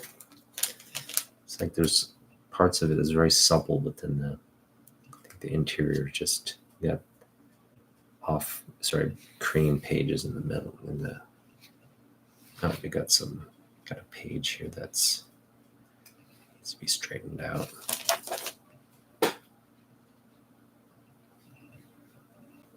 All right, hang on. There's a page that needs to be unfurled here.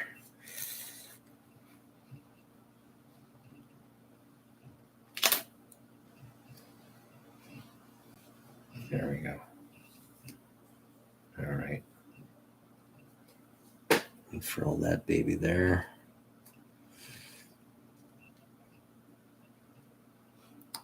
Yeah. There's I think a couple stories in here. So we got a nice collection of different artists and writers on this book.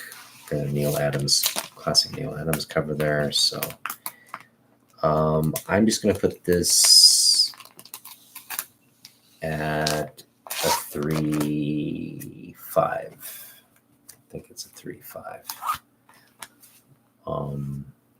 Nothing terrible, just sort of like again, it got pressed out. It's not all that color breaking, but you do see the crease there. You got some markings on it. It just got a little bit of scuffing on the back as well. Not too noticeable, but really it's the page color. You got cream pages.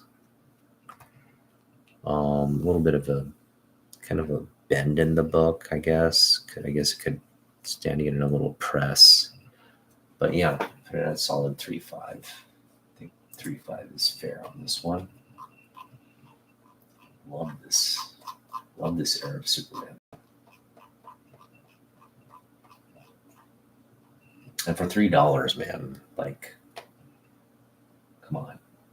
Bronze Age Neil Adams for $3.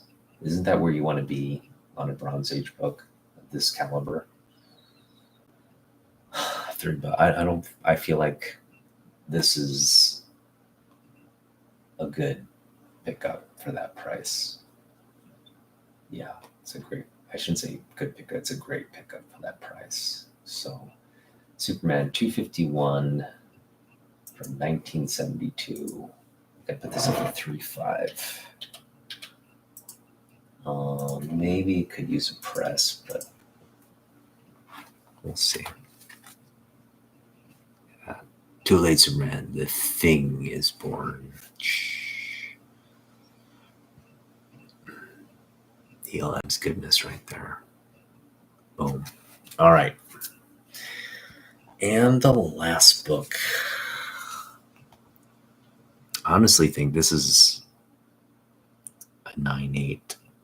I don't even want to take it out because by the off chance like we had like a spine tick or something just by handling and flipping the book would just vex me to no end. So what I'll do is I'll take the board out and just give you a preview of the back. Hold on here.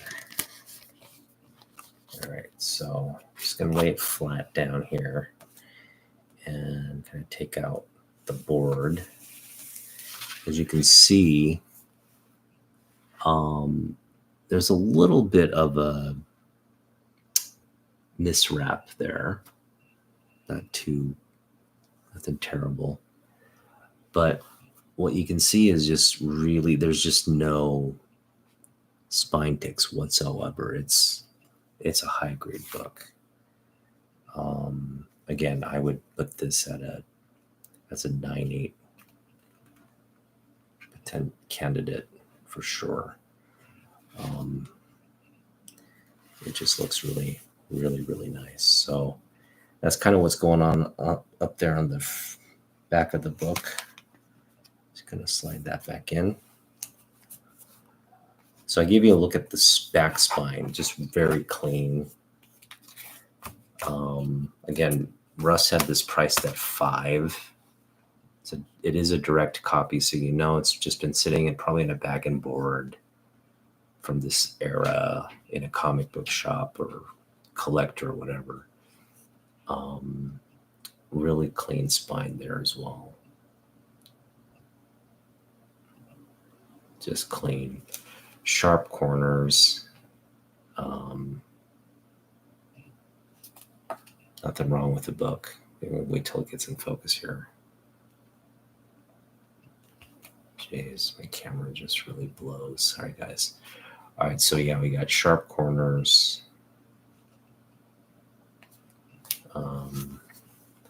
Sharp corners. There we go. Yeah, it's a 9.8 candidate. I'm gonna put it at a 9.8 because that's why we're doing this, right? We graded it. We got to be able to grade our books at a 9.8 as well. If we see it, call it like we see it. That. All right, so 265 is a key book. We're going 9.8 on a big book. That's nice. She-Hulk joins FF.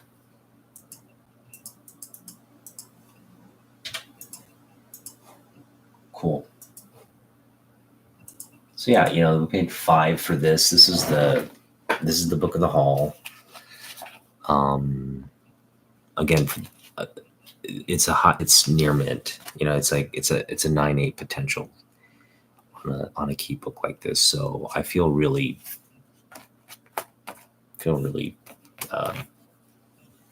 I don't feel like paying $5 for this feel really good about paying $5. Actually, it's a big key in my opinion. Just because I love this Byrne run, and yeah, these books, Fantastic Four. When I got back into collecting, I was targeting this run, and fortunately for me, this run wasn't all that. It still isn't. I mean, it's still like, you're gonna see people price it out maybe $5, $3 to $5. Some of the keys are 10 to 20. But this is something you can find in dollar bins all day long. The condition for me doesn't matter as much. But what's important is that we kind of complete it. And on like key issues like this, to have it high grade issues like on key books in the run like this feels good. So yeah, I think at the end of the day, we're gonna kind of put this run together, not spend a lot on it, and that's the fun of this. Like not everything you collect has to be high value. Most of the stuff I collect is the opposite. It's like they're dollar books. So and I prefer to have like this book over some of the other keys out there. So as a PC book, this is the thing about it. Everybody's PC book, everybody has a different kind of standard for what they want in their collection. And for me, that's this book right here. A book like this is just a big pickup for the PC. So, I mean, like you got about a third of the book here, just green hair. It's just green hair. And if you can't figure out who has green hair like this in the Marvel universe, and it's a pretty good, obvious giveaway for someone who's like attuned to who in the world could have a green mane like this, right? It's like great cover. All right, well, that was fun. A lot of fun there. So it is Free Comic Book Day. It is Star Wars Day, and again, Nam Hyung and I, we're going to be joined by Eman, and we're going to be sitting down and chatting with Don Agalio, and he's just a great Asian American comic book artist. He's put out a lot of great cover work, a lot of great runs in comics as well. Kind of get to know him as an artist. I think he's definitely known within the con circuit. I think for maybe a lot of collectors, he's maybe still under the radar, but we definitely want to get him, feature him, and show off his amazing talent. And again, we'll be talking to him. E-Man is kind of going to lead the conversation with him because they are, they have a good, I think, they have a good relationship already. So it was just really gracious of E-Man to make that connection with us and have him be featured this month. Because again, like that's what we wanted to do. We set out to just be like, let's focus on a lot of the great creators in our community, the Asian American community, the Pacific Islander community, feature a lot of the talent there, and just talk to them about their journey in the industry, who inspired them, what being part of this community means to them as well. So gonna have a really nice conversation with Don Agalio. And what we're hoping is to connect with a bunch of creatives. And that's one thing, like Hyung and I, we did so Hyung and I, we have a process where we do our outreach. But, I always preface our outreach with like, Hyung and I combined, we have like a modest following of maybe 1,000, a little over 1,000 followers. Actually, a lot of them probably overlap, but we kind of put that out there. Hey, we got a modest following, but we have a very, uh, sort of passionate kind of mindset for what we want to do during the month, and really celebrate the diversity within the AAPI community and all the great people working in the industry, and the people who also collect and are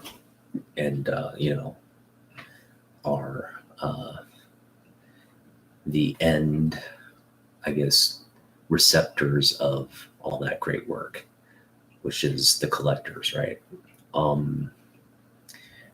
But Hyung and I, we do this outreach, but we don't have a lot of, we don't have sort of relationships with a lot of these creative people. We definitely don't have that sort of channel influence as well. So it's really great to have people like K-pop Junkie and have people like E-Man, and people like Cantonese Comic Kid, who have a sort of a broader platform on YouTube, more followers, broader reach.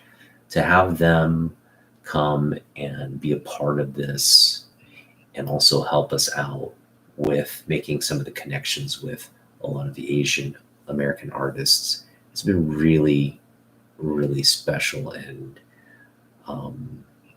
I just appreciate everything you guys have done to really get the ball rolling this particular year and month, because a lot of that outreach we did wasn't generating much in terms of commitments and people coming on. But after you guys got involved, I mean, it's been they're just, we've gotten so much more people scheduled, and again, a lot of big names in the industry also scheduled. So it's just been a real blessing, I think. And we're just happy to broaden the planning, the planners, I should say. We're just broadening the people who are working on this content that we're building for you. So it's a bigger project now. Got more people involved, and I think moving forward, you're going to start to see a lot more, at least more eyes on it, more eyes on what we're doing. Eventually, hopefully, that will translate into more and more people wanting to celebrate with us and come on and talk.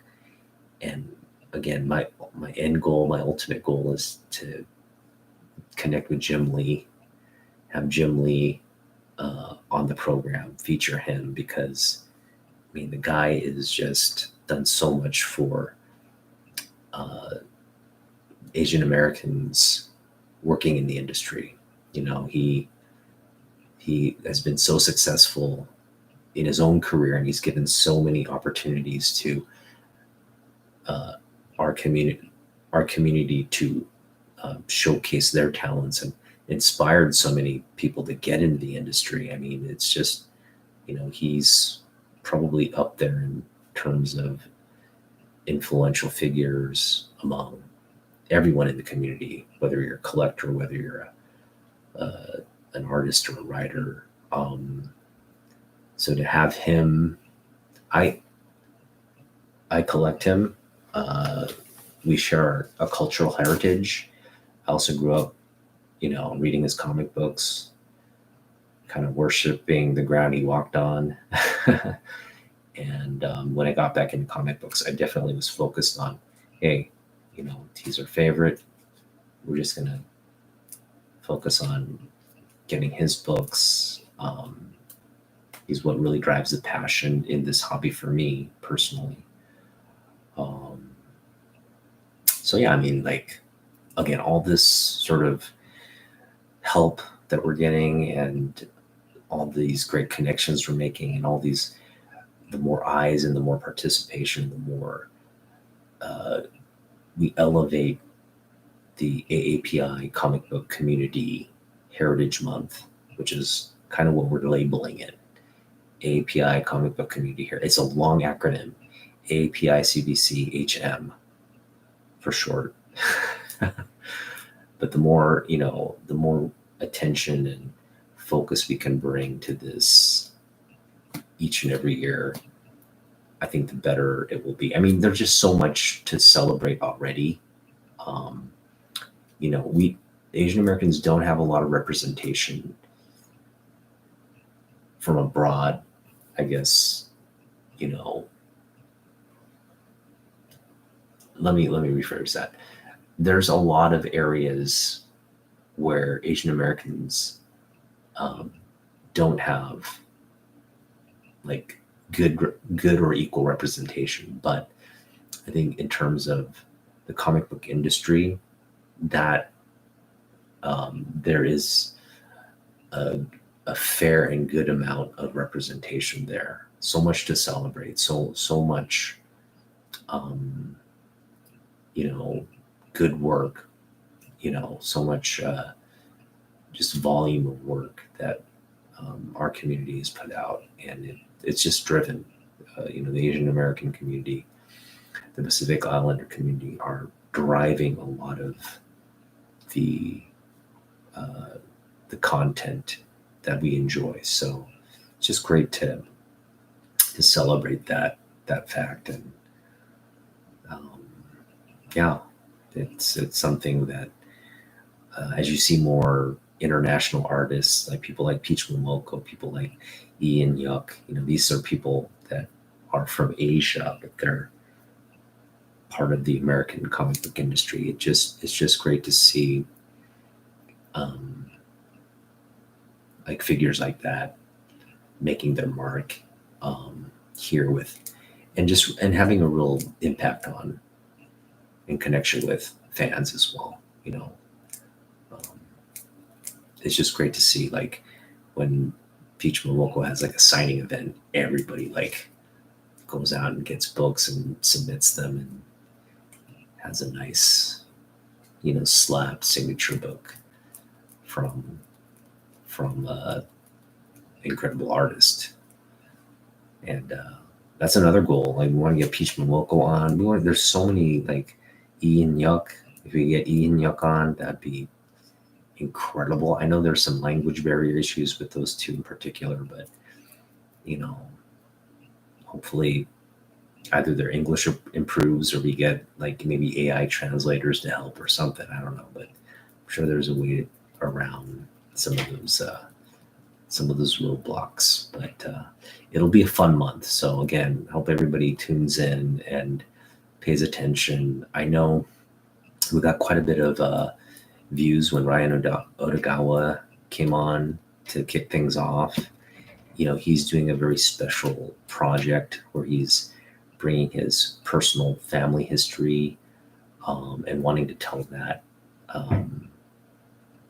through his art, and bring that to a larger audience for people to just learn. It's a learning, I think, experience to learn what happened to his family and go through that. So again, it's a passion project for him, and it's gonna take time, but I know we're gonna continue to follow him on that journey and promote it as best we can to get whatever support he needs to help that project along. But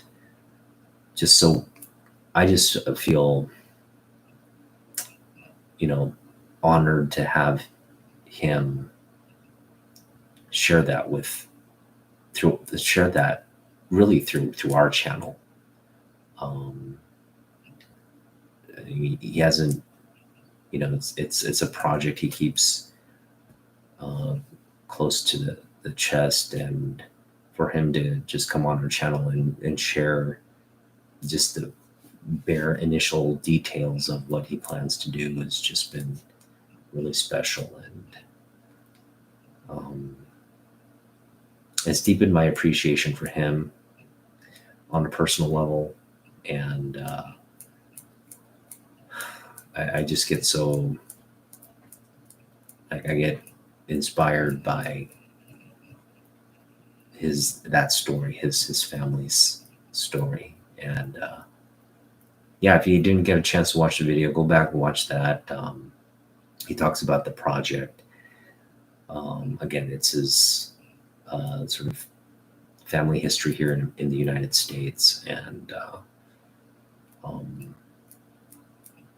he's, again, they're just these, he's dealing with his his real life relatives, ones that are still with us and ones that have passed. But I think all of us on some level, I think especially among Asian Americans, all of us on some level understand that the path to the United States was not an easy one. The history in our motherland is not always a convenient one. And there's a lot of maybe trauma and struggles there, especially, that is so much so the case for our family history. My family is impacted by the war, by colonialism, by war, and by just some of the socioeconomic factors in Korea post-war. And again, to come to this country, my parents limited English, and them just struggling here to give my sister and I a better life. All those things, like, I wish I could tell that story. I wish I could go back and just kind of go back generations and just tell my family history and story, and really have people understand the complexities of that history, and just have it as a legacy for just my future, my future my future generations, like starting with my son, just have him have a good understanding of who we are, where we came from, and all that. Having that articulated and told, so that people understand, okay, this is how, the Kim line came to be, and how, why here we are, like, for my personal family, like, to understand how we got here, why we're here, and how that can help us move forward. I've always wanted to kind of tell the story and do that, because I think our family history is a very compelling one as well. But I don't have, like, the mechanisms to really do it justice. I don't have all the information as well. I don't have, like, I have just tidbits of information about my maternal and paternal grandparents, both who passed away during the war. So I don't have a lot of, like, pictures or, like, in-depth knowledge and stuff to draw on to really source together a real accurate story of an understanding of what those previous generations, who they were, what they went through. Just have sort of, like, these broad brush strokes of understanding of what they endured. And to see Ryan do it for his family has been, I just feel like he's telling, like, my story in an indirect way, like, all the untold stories that won't be told because of just, again, like I said, I'm just living my life the best way I can. I understand my history and I'll orally pass it down, and hopefully that will continue. Maybe I'll write it down in a journal somewhere. That can be a tangible thing that can be built upon, and but there's just not a lot of data here. I'm sort of the first 1.5 generation here. So it's like there's not a lot of American data around our family, zero practically, just around my father's military service. That's about it. My dad doesn't have probably a lot of public records because he didn't do a lot here. I mean, he had a business, but outside of that, there's just not a lot of stuff to have detailed recordings on. I'm a little bit that way as well, I guess. I guess my family wanted to. I guess I do have more than my dad in terms of a footprint in America. I did attend schools out here, and I've worked out here. So in terms of the footprint, I guess I have a little bit more of a footprint. But anyway, getting back to the point, like I just like, it's a big lift for me to try and tell our family history story in whatever, I guess, channel or format you want to do it. It's a big lift. Like, I just don't have the information, don't have time or resources to, write up something or artistically create something so people can visualize it. But the fact that Ryan is doing it, I just really hope he has success in telling the story. And I think in telling his story, he's telling kind of like all our stories. That's the way I look at it. Like when someone like him is able to tell his story and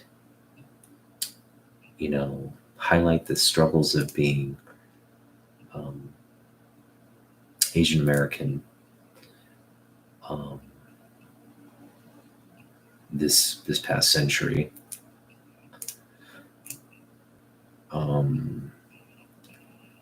it's it's representative, I think, of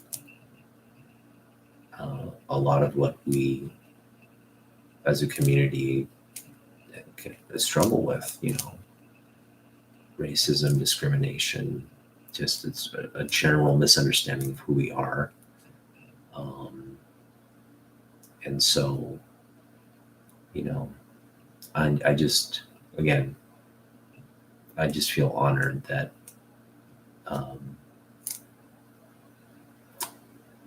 I just feel honored to be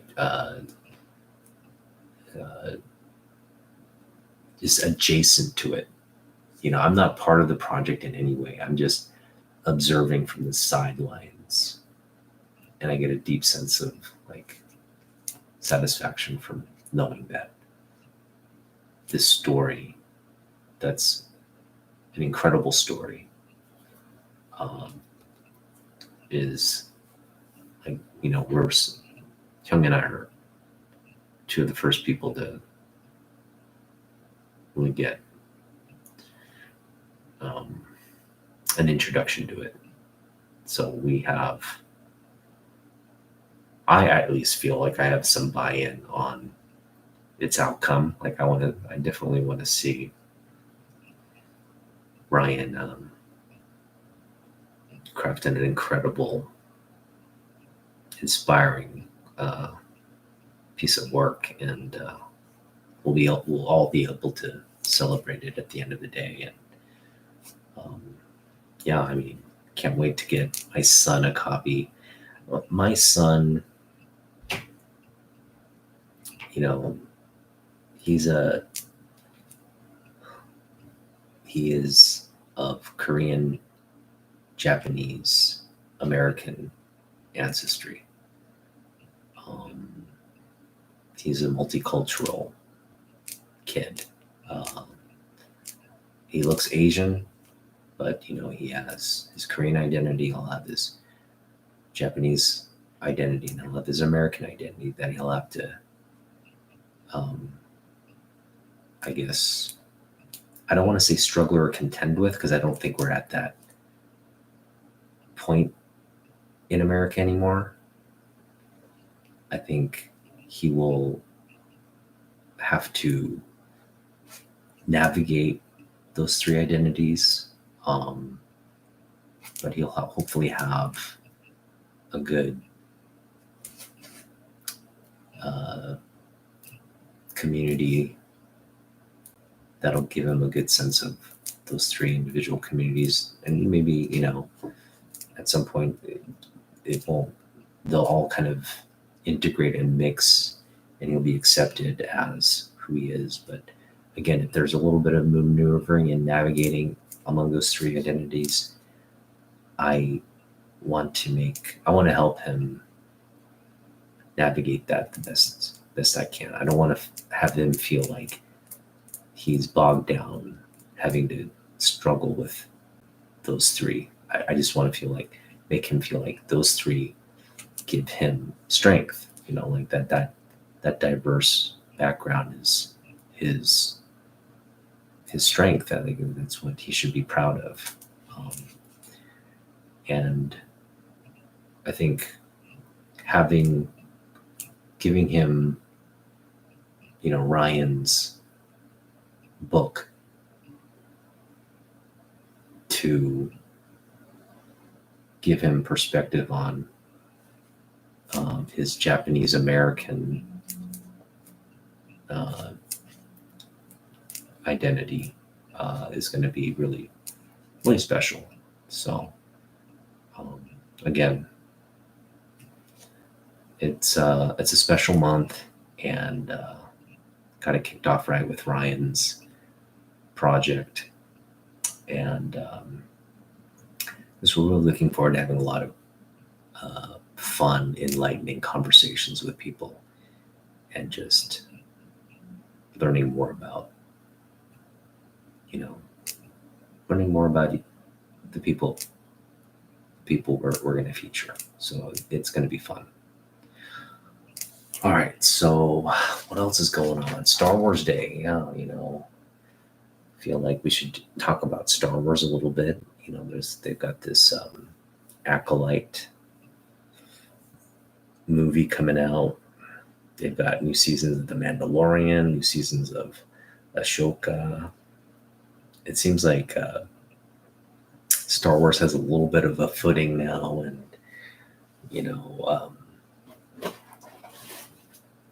we'll see. Just see. I mean, I'm not. I wish I could say I have.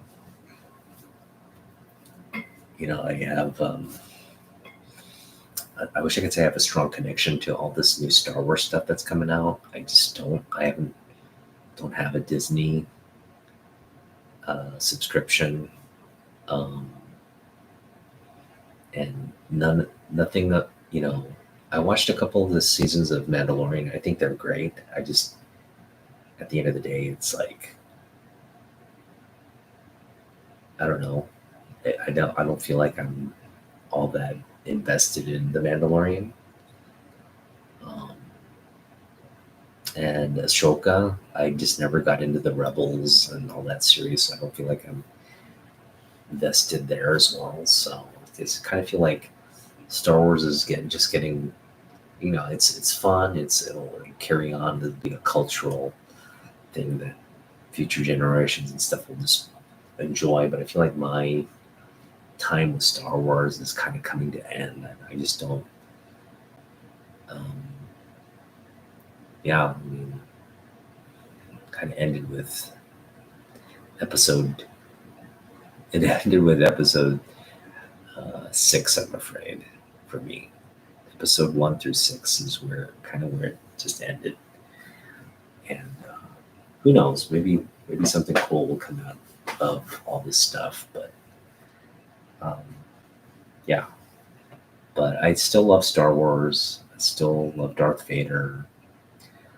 Acolyte has some Yoda scenes in it. Apparently, it's like uh, the Jedi Order in their heyday. So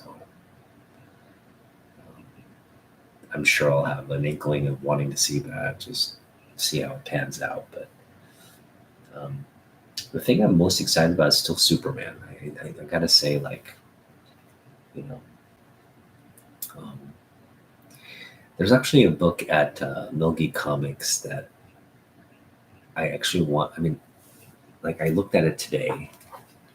Is $8, but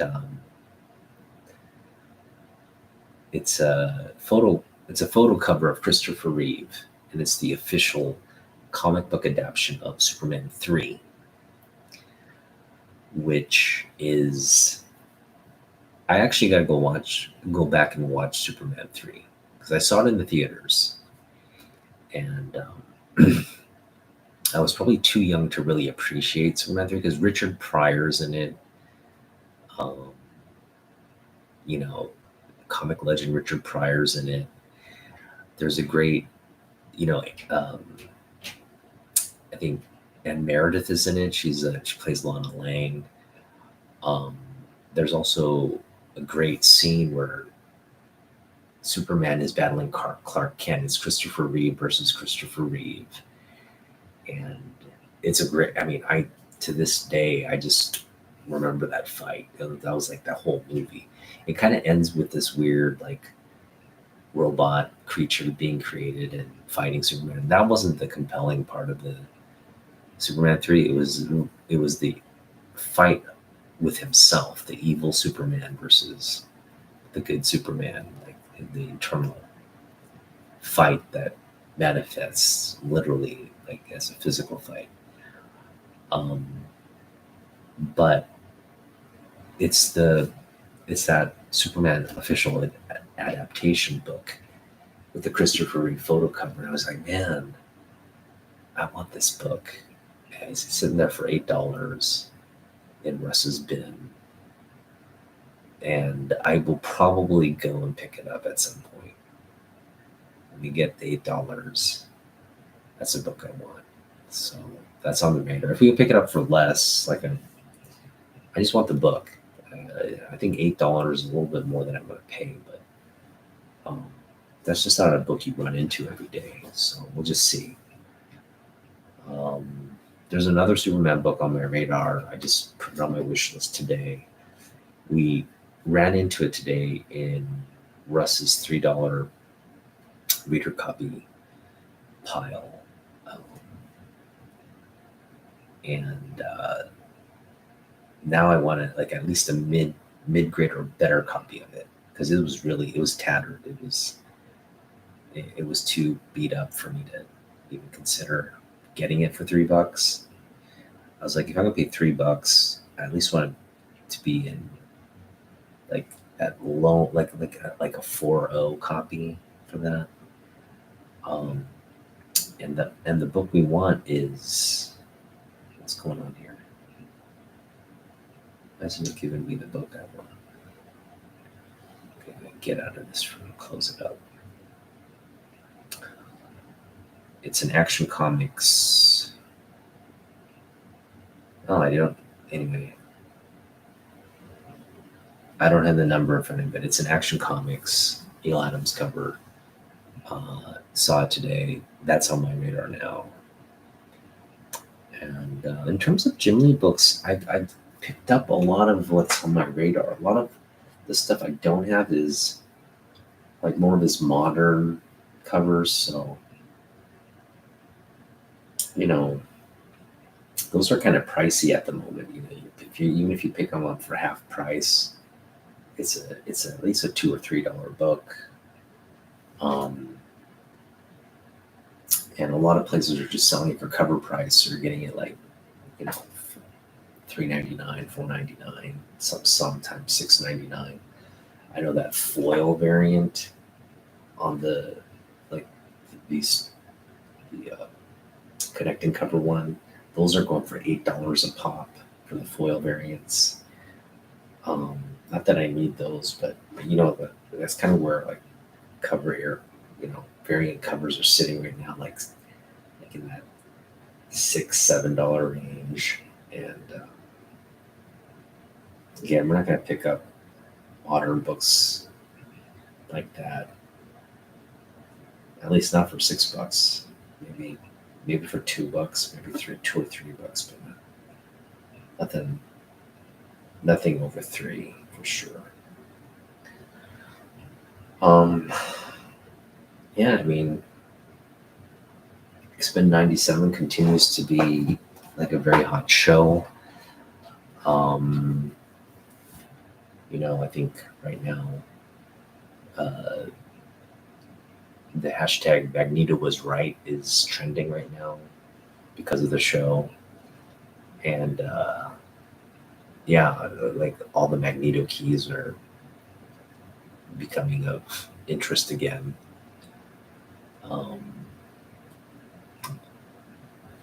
What else?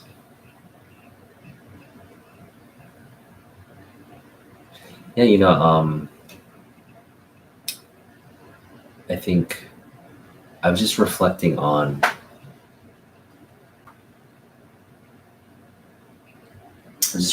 my collection, and uh,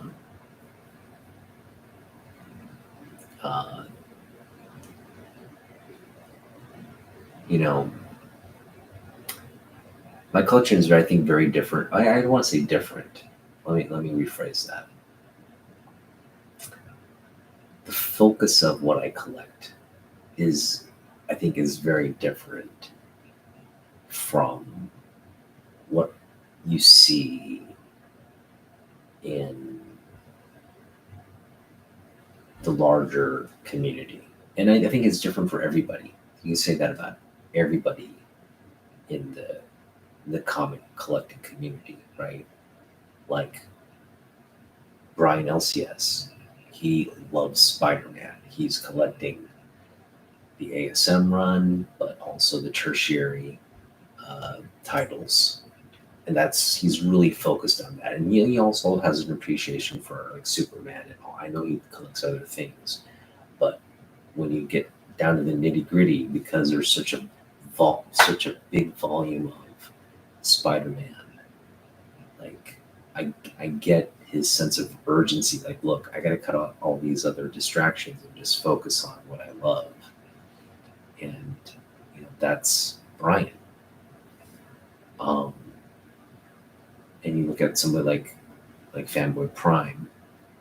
I love that guy's collection, by the way. He's focused on the Superman Triangle books, which I think he's close to completing, and now I think he's focusing more broadly on like older Superman books as well. So he's kind of trying to collect a large swath of action and Superman comics, which is kind of where I am as well. I love collecting some of the key books in the Jurgens run, the Death of Superman, both leading up to and following. I haven't focused on that as much these days now, but that's something I would love to pick more up of, because I did enjoy that. I'm just focused on right now really Jim Lee, picking up like Neil Adams books, just the artists I like. A lot of the John Byrne runs I'm collecting. I do kind of want to pick up more Uncanny X-Men. It's just a big pricey lift to do that. But at some point, I think we'll want to kind of check off the list, some of the. Right now, Milky Comics actually has a great pricing on a lot of the Uncanny John Byrne books. So if we pick up some cash this summer, we can do that, or we can do the con routes, the little comic show routes as well. yeah, that's probably something down the road. I definitely want to I think by the end of this year, I think realistically by the end of this year, we'll be close to 400 Jim Lee books. Um, thank you, Miss Sung. All right. Um, as again, I think I don't know if we'll hit 400 this year, but we're at 311 right now. Um, I don't think we'll hit 400 this year, but I think we can get to 350. It's just right now, like I'm looking at the Jim Lee checklist, and so much of it is like modern books. Like I mean, I should say you know, like a lot of it's just like a lot of DC variants from the past, you know, 10 years, and a lot of it is like pricey stuff. So I mean, in terms of like the dollar bin books, we've got some Gen 13 stuff still. We've got some Divine. We've got a lot of Divine Right. I guess at some point we could focus on Divine Right. We got some Death Blow still out there. Got a lot of again Batman. A couple Alpha Flights left. I don't know why I have Alpha Flight 90 checked off here. Did I ever pick up Alpha Flight 90? I feel like I didn't, but it's here. I'm gonna look for Alpha Flight 90. I don't know if I have Alpha Flight 90, but it's checked off my list. Anyway, there's an Alpha Flight 90 sitting at half price books, which we can go pick up for $1 if I don't. But I gotta look for that. I don't recall ever picking it up, but it says I have it. Do I have it on my other list as well? Huh. Yeah, I must have picked it up at some point. Gotta look for that. But yeah, there's a couple Alpha Flight runs, early Jim Lee. There's obviously the Secret Santa. I I don't really have a like. It's not a book I terribly want in the collection. I do want it because it's his first, work in comic books. But it's not something I need to have. So we'll just take our time with that. Um, I'm just looking at the list. Like, what are some things that I really need to have? Like the Dark Knight 3 Master Race variant covers by Jim. Those are ones I really want. They're pricier books. They're like $20 to $30 books, but um, that's something I would maybe if this summer we can focus on. We'll look to pick up. I think we can pick up probably the whole set for like a discounted, get a good deal on that. But again, we got to have some money in the budget to focus on that. Um, Not a big priority right now. There's a couple like detective comic, variant covers that I wouldn't mind having. There's a Gen 13 special edition, I think we want to pick up. Oh, the Just Imagine Stanley. There's a like Wonder Woman. It's Jim Lee's first Wonder Woman artwork from 2001. That's something we really, really want to pick up. And there's a lot of copies of that around. So I'm hoping we can pick that up for $1 from somewhere. I think picking that up for $1 is within reason. So it's something on our radar.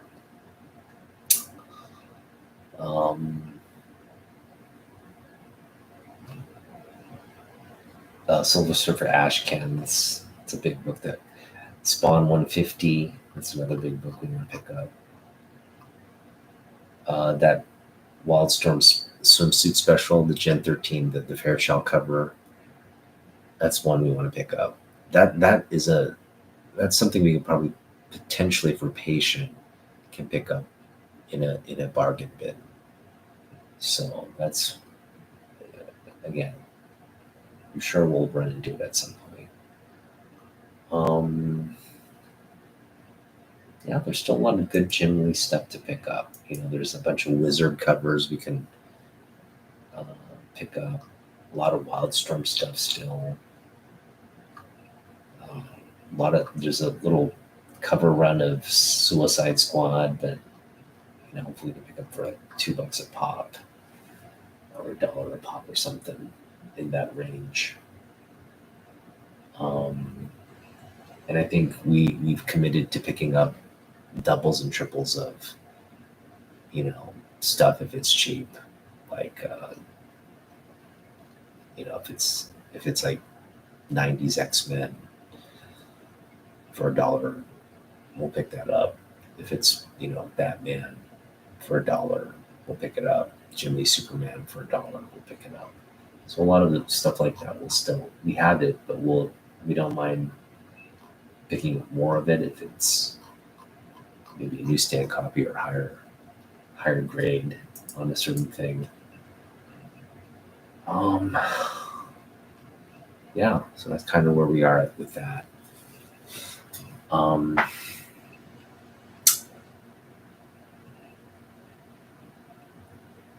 I'm looking forward to Tron Ares. I think Tron Ares is going to be pretty good. Big fan of Tron. Tron's one of those like movies. It's like you go back to your childhood. You had like Star Wars, and you had like E.T., Indiana Jones, The Goonies. I mean, like Back to the Future. You go down the list of your favorite movies, and for me, Tron was like one of those things. Like Tron was one of those movies that like had a big impact on you because you had that, you had the video game, you had the read along books, you had the figure. I had the Tron figures actually. They weren't very good figures, but they were kind of glow in the dark. They had the little discs that could stick to their back, put in the hand. Like it was a good action figure. So I was a big Tron sort of fan, and you had the light cycles. You could put the figures in the light cycles.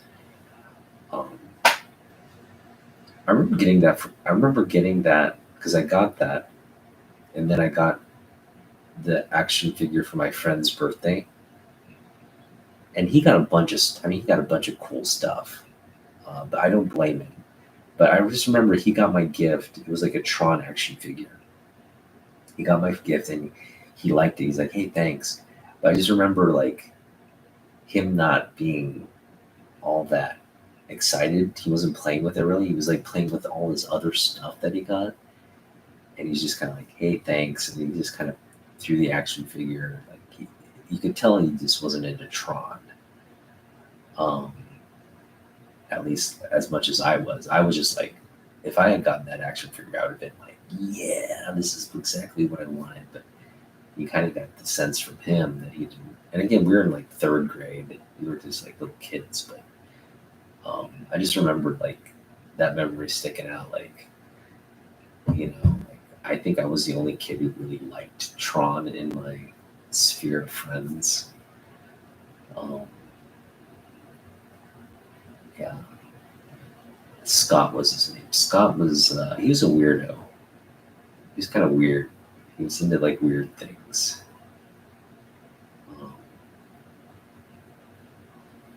And my best friend Ryan, my best friend through like 6th grade, was my next door neighbor Ryan, and he and I were actually into all the same stuff.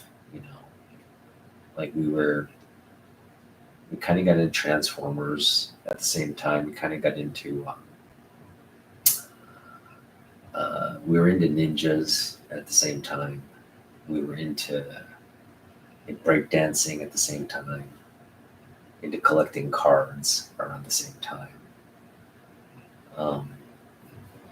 But the thing he and I enjoyed most doing was like just playing army, like, in our backyard and stuff. Um, Playing like ninjas and army and GI Joe kind of stuff. That was kind of what we did. Um, he was not into comic books. That's one thing I think where we kind of diverged. Yeah, he didn't have any comic books, but we definitely were into GI Joe and Transformers at the same time.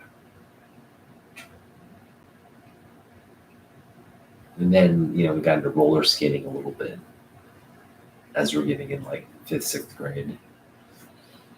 And then, yeah, I kind of moved away and we didn't see much of each other. So after I moved, we didn't see much of each other. And then we still were going to the same school district. But by that time, I kind of had a different group of friends. Like, I guess I had a different best friend at that point. And we just stopped hanging out a little bit. But definitely we'd be like, first through sixth grade, we were inseparable. So shout out to Ryan if you're watching. Not Ryan Aldogawa, by the way. My best friend Ryan he's of Norwegian descent. Norwegian descent.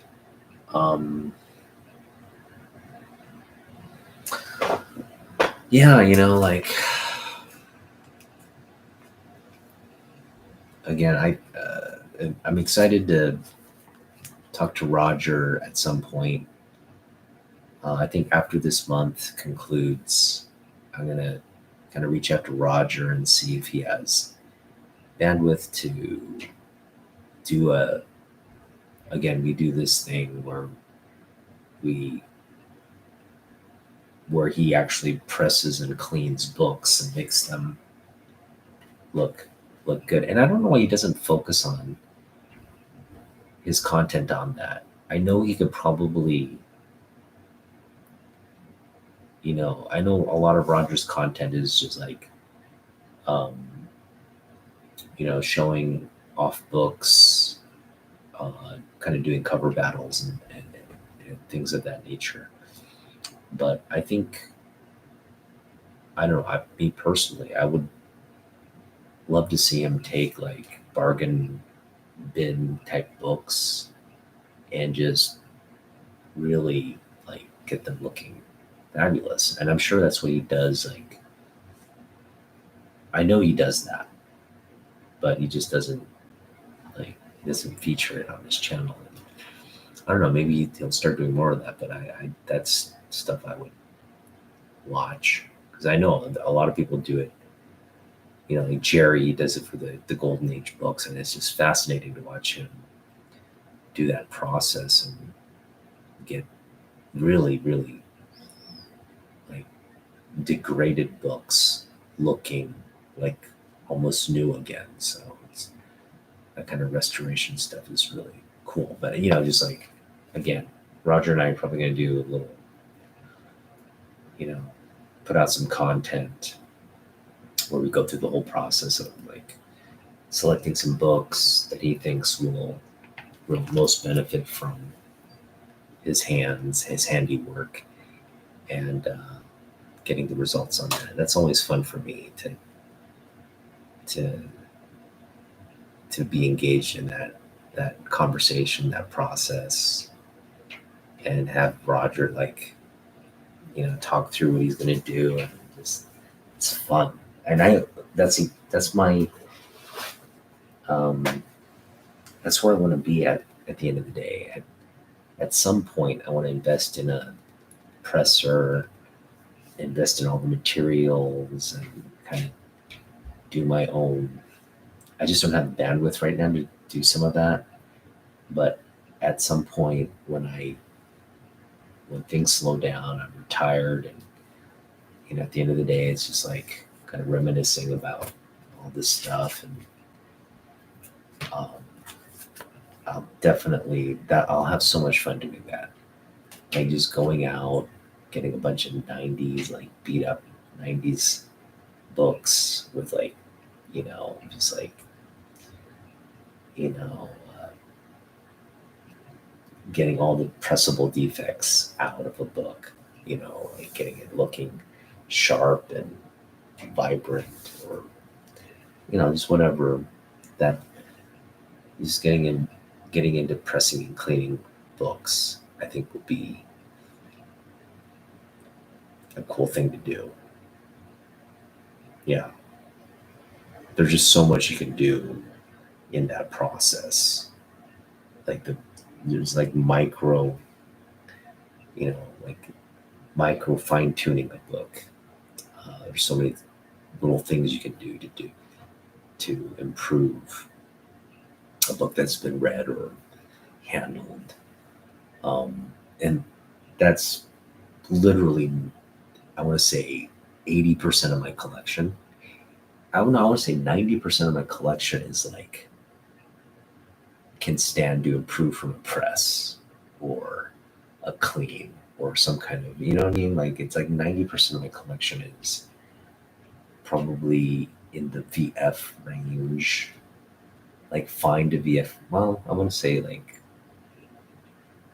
I don't want to say 90%, but like, a good chunk of my collection is probably in fine to VF range, where if you just focused on it, you can improve, get grade bumps, or just make it look a lot better. So, what Roger's doing now is kind of like what I eventually want to do. And there's a steep, I think, learning curve that I don't have. I don't have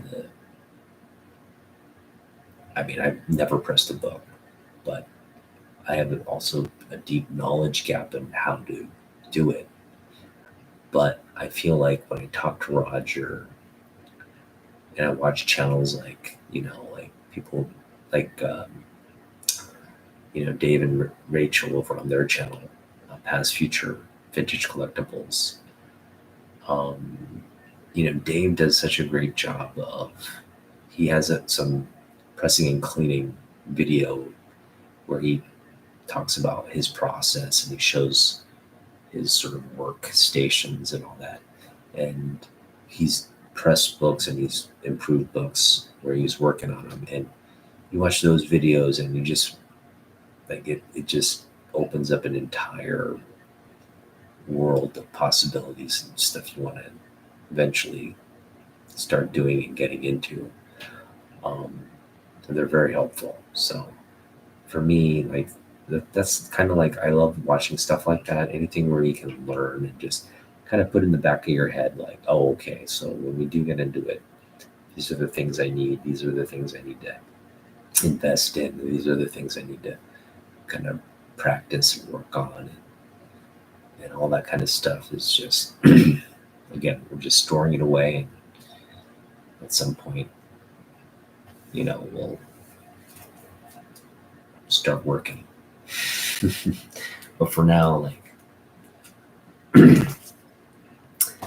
he's going to continue to pick up books and can say that's a big kind of project right now. Just a lot of things we can potentially improve in our collection. It's just sitting there.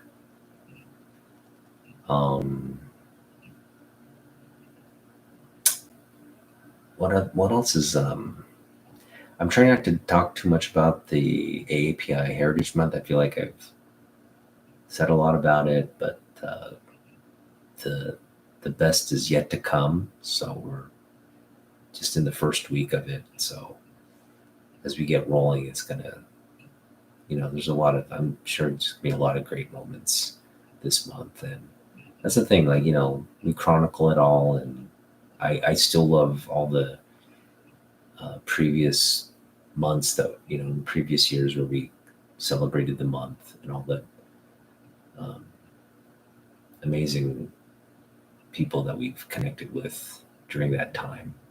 It's been really fun to go back and watch that. And then this year, when we put it all together, it'll be fun to go back and watch, I'm sure, this year as well. So just building on, you know, uh, just building on this thing Young and I have created is it's just been fun. It's been a fun journey, and Naman Young and I,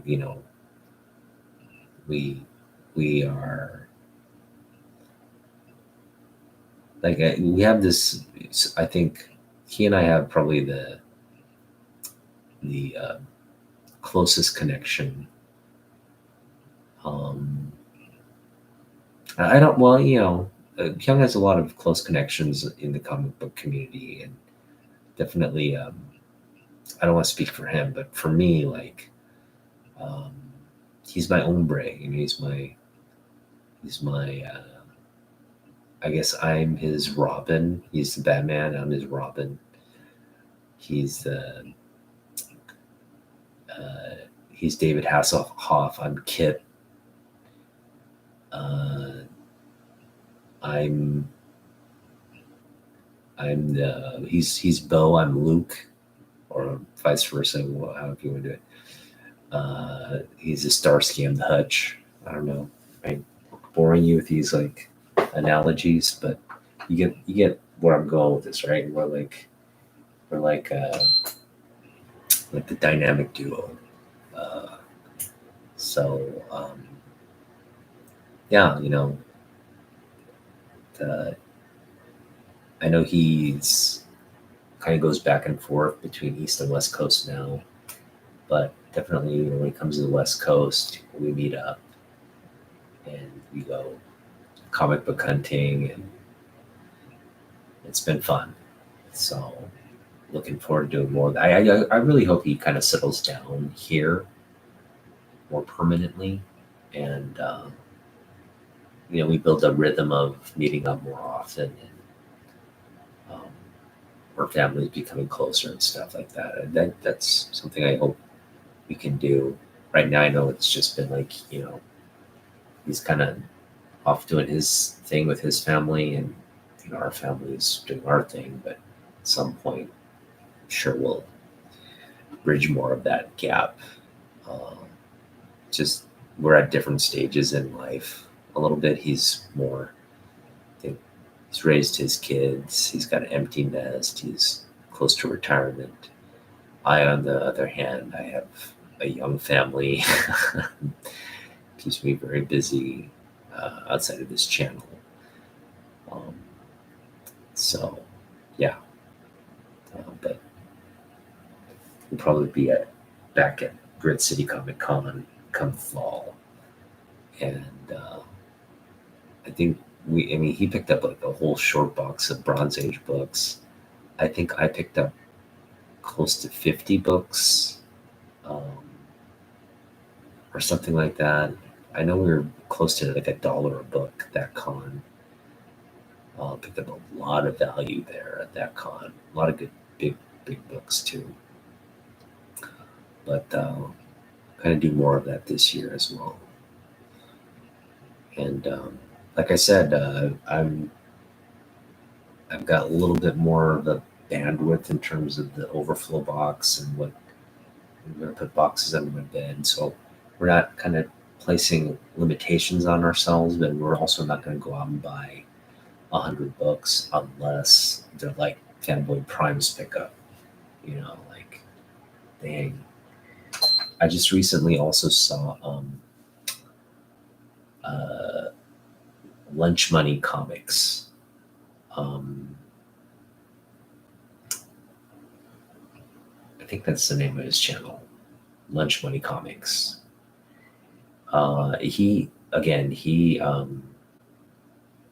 He goes on hunts, and he also picks up what he likes, but he also I think showcases that like the value he finds on a hunt, and he does find he's kind of into what I'm into in the sense that we both collected.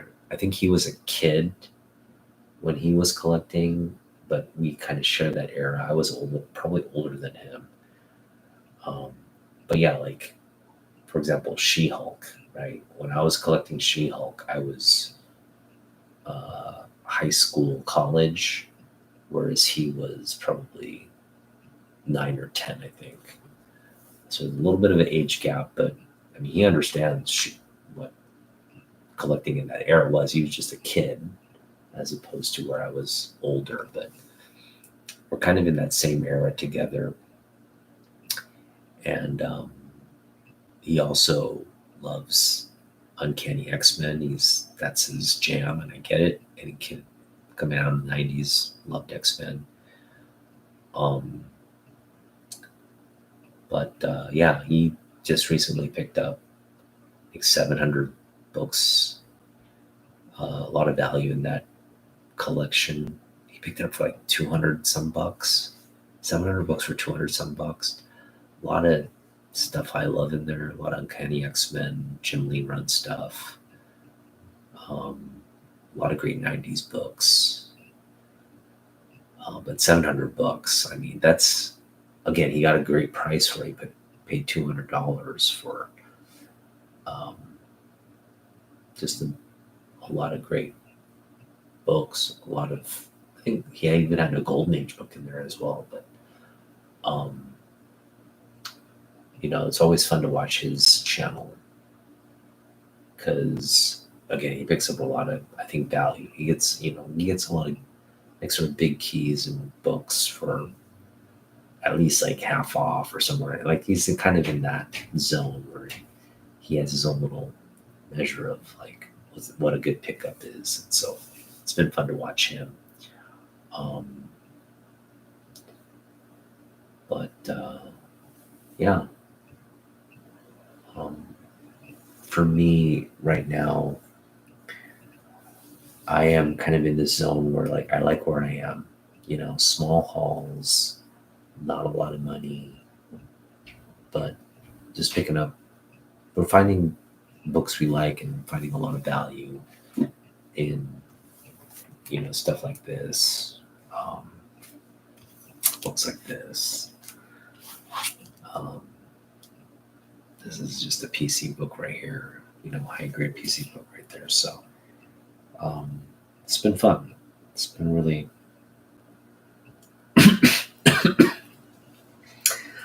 I gotta say,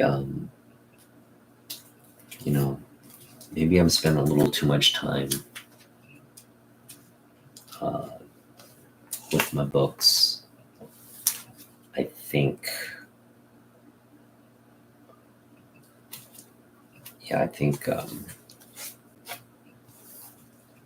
again, I don't want to make this summer. I think is going to be, we're gonna do a big. This summer is going to be probably our last hurrah.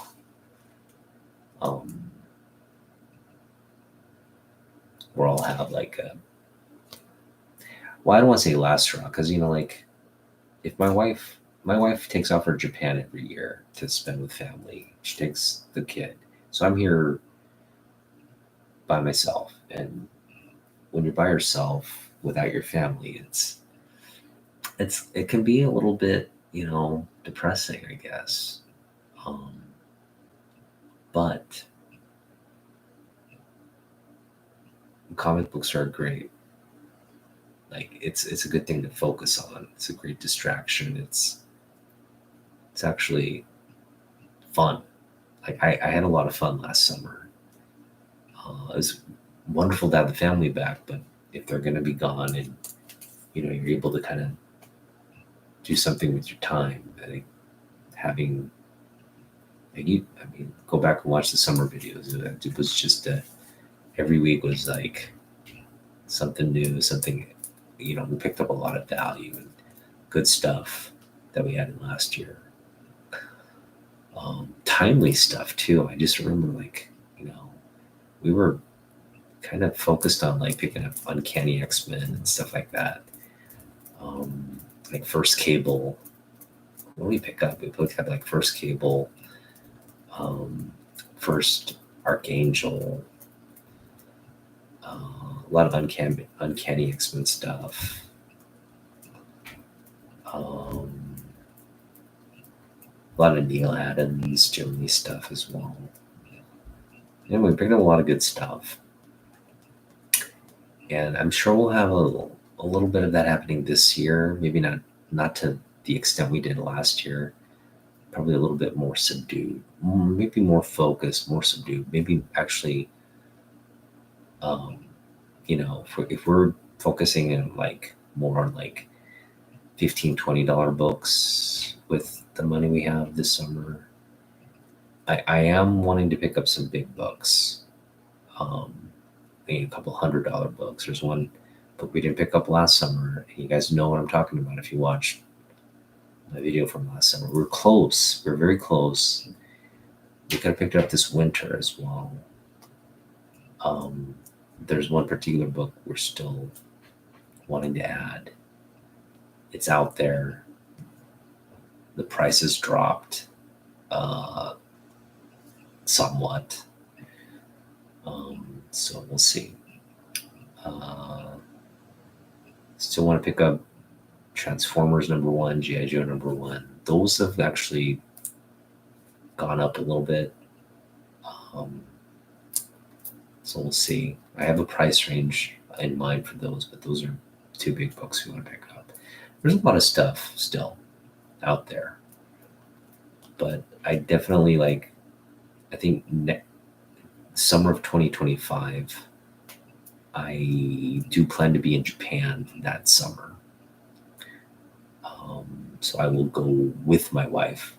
Although my wife will spend the whole summer out there, I will probably spend a week, maybe a week to 2 weeks out there. And we'll probably pick up some manga while we're out there, so a lot of used bookstores in Japan. And that's the thing, like the used bookstores, they sell like recycled books, but they're so well taken care of. They're like in practically mid condition. So I have a couple just books like I bought like that in my current manga collections. It's like a small stack of manga books, but who knows? We'll probably pick up. Maybe we'll pick up like a Dragon Ball Z first print #1. Try to find that. I don't think they keep printings in Japan, so just maybe a Dragon Ball Z #1. Maybe there is printings though. I gotta check with my wife, but try to pick up some Japanese editions of comic books, maybe a Jim Lee Japanese edition. I'm sure that's sitting out there somewhere in a novelty comic book shop somewhere, or a used bookstore somewhere. That'll be fun, picking up, hunting for that stuff, and just hang out in Akihabara. And there's a place called Nakano Broadway. If you've ever been to Japan, there's two sort of places for otakus. One is Akihabara, which everybody knows is sort of the electronics hub / toy, comic books, video games, like you name it, they have it. Models, they call it Pro Model, which is like Gundam model kits. And they got Maid Cafe, and it's just like they got like adult video, adult bookstores. Like it's pretty much like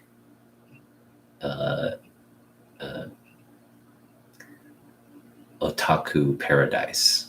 if that's an otaku, I don't mean me per se. I mean it's like otaku means like kind of like a nerd geek who's into like this kind of geek stuff, like toys and video games and comic books and all that kind of stuff. So it's literally an otaku paradise in Akihabara. But Nakano Broadway is sort of a lesser known,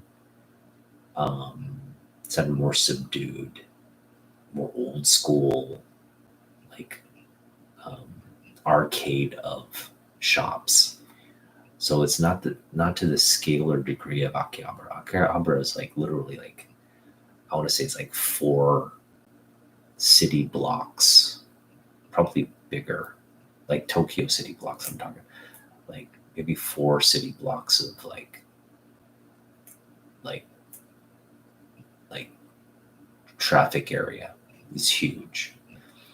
Whereas Nakano Broadway is like one little, it's not even a block. It's probably like one arcade of shops, like a 4-story, 4 or 5, yeah, 4-story area, localized area, 4-story mall, I guess you'd say, of um, like smaller shops. And there, it's the same kind of feel. Like there's toys, there's manga, there's video games, there's like um, they even have records. They have like sporting memorabilia and stuff. Like they have like a bunch of like vintage watch shops as well, which is weird. But the mainstay is toys and comic books and yeah, like collectibles. And for me, it was always like the toys and collectibles that brought me to Nakano Broadway. Like they have a bunch of classic old toys, a lot of just cool stuff. But both were fun. Both are fun places to hang out. And so, next year when we go that summer, I'll be putting out a lot of videos for sure, because I'll be visiting those areas. It'll be just fun. Figures are another big thing uh, in Akihabara and Nakano Broadway. Figures and things like that sort. It's a different collecting vibe in Japan. Um, I don't think people collect manga. I mean, I'm sure people do, but manga's like you got those like thicker volumes, and they end after like 27 issues or so. So those are harder to like box and keep because they kind of take up a lot of space. Whereas these take up a lot of space too, but like you can 100 issues or so you can fit into a box, whereas like 100 volumes of manga are just gonna it's gonna overtake you at some point. So they are harder to collect. And I don't think they're necessarily collectibles for most Japanese people. Maybe some of the older manga, some of the Jump. I'm sure the Jump, Shonen Jump, these like thicker, like magazine style comic books. Those are probably big money. If you get the first runs on some of these like manga, those I'm sure are like big money. But I'm trying to think what the big money I like. That some of the figures and toys are definitely big money. Some of the older, I guess, magazine serials, older manga serials are definitely big money. I just don't have enough knowledge. And then definitely the older toys are big money. Older video games also big money. Yeah, video games are big money in Japan. Like you can get like a PlayStation or a Nintendo. I'm trying to think. You can probably get a Super Nintendo real cheap because they produce so many of those things.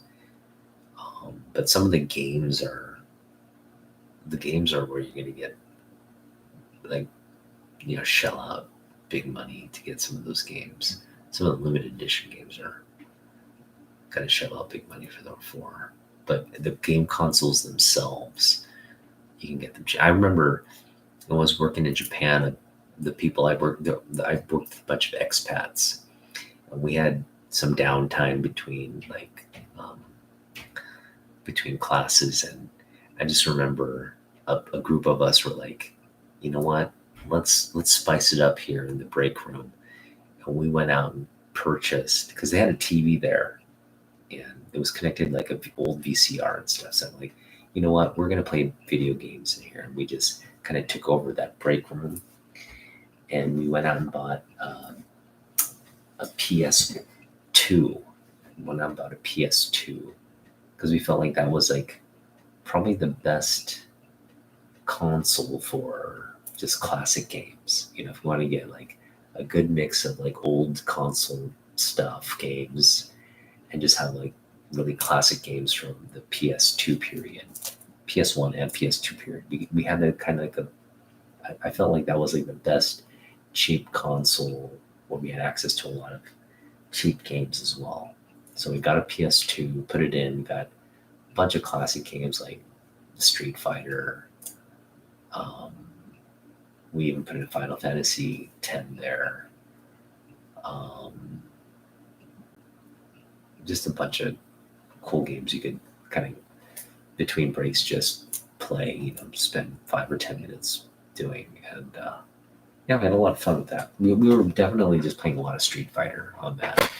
A lot of Street Fighter. I think it was like Street Fighter Turbo or something. Street Fighter 2 Turbo or something. 2X Turbo or something. It was the one with all the characters, like, you know, like the Bruce Lee character and like Cammy and all those, when they introduced like opened up Street Fighter to like 50 or so characters. That was what we were playing. It was fun. Good times. That was a decade ago already, man.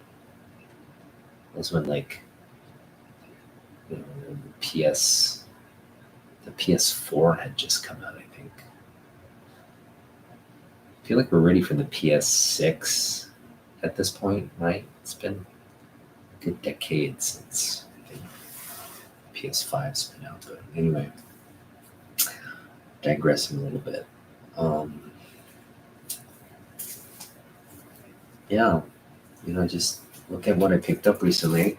I picked up a lot of good stuff. I was just even thinking, like, you know, if we did we picked up a lot of stuff in 2024. So if we just did the best pickups of 2024 so far, I feel like we'd have a good. I'm sure there would be a couple of books from this haul that would be in that best of 2024. I'm just trying to think, you know, what would be a book like this. I think this would definitely be one of the top pickups 2024. Even a book like this, feels like it's a top pickup for me. This one as well. Not the best grade, but you know, for definitely this is one of the top. I can't believe we two in a span of 2 weeks. And we went like almost a year and a half without this book, and then boom, just I got to pick up 2 copies. One right after the other, so it's weird how stuff works out like that way. But yeah, this one's for sale if you guys want it. Okay, that one's for sale. This one's not for sale. We'll keep this one, but I do see like if we. I don't want to say this is a core PC book, so I mean, we'll make room for it now, but if we have to push stuff out, we will. These are all PC books right here. PC books. Uncanny. I'm still kind of figuring out what I want to do with my Uncanny X-Men. It's just kind of one of those like things like. I mean, there's no way I'm going to finish the run, right? X-Men is just like. Unless you started from day one when it came out, collecting it. It's just one of those things like you just got to have a starting point. And, you know, for me, I guess if I were to go 100 to 300, That's 200 books. A lot of those early 100, I mean, Burns Run is in that early, is in that mix of books, but that's a big lift, even 100 to 200, that's a big lift.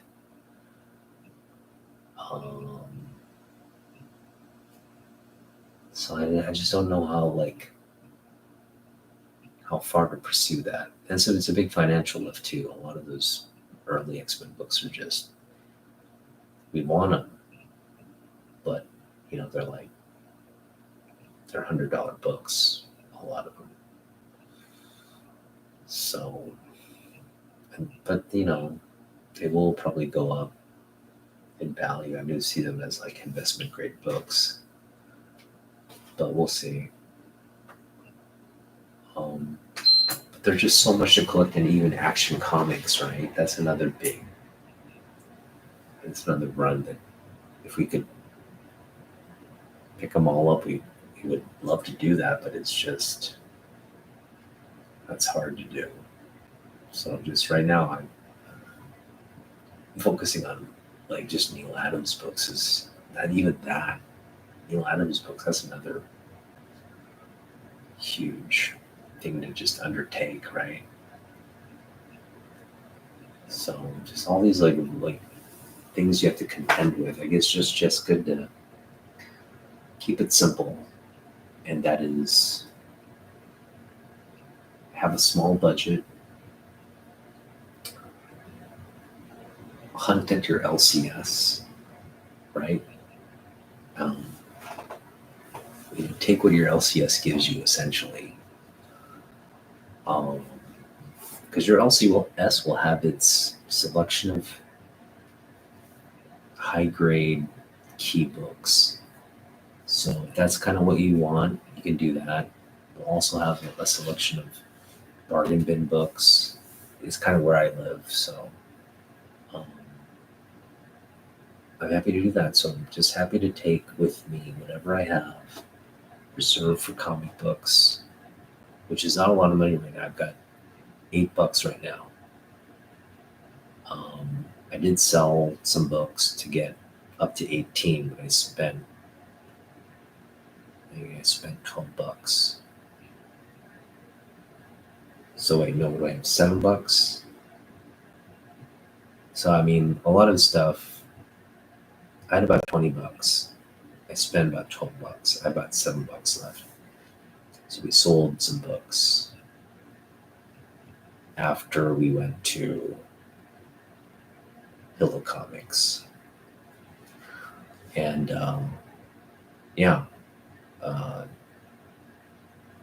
I'm continuing to trade and sell stuff, but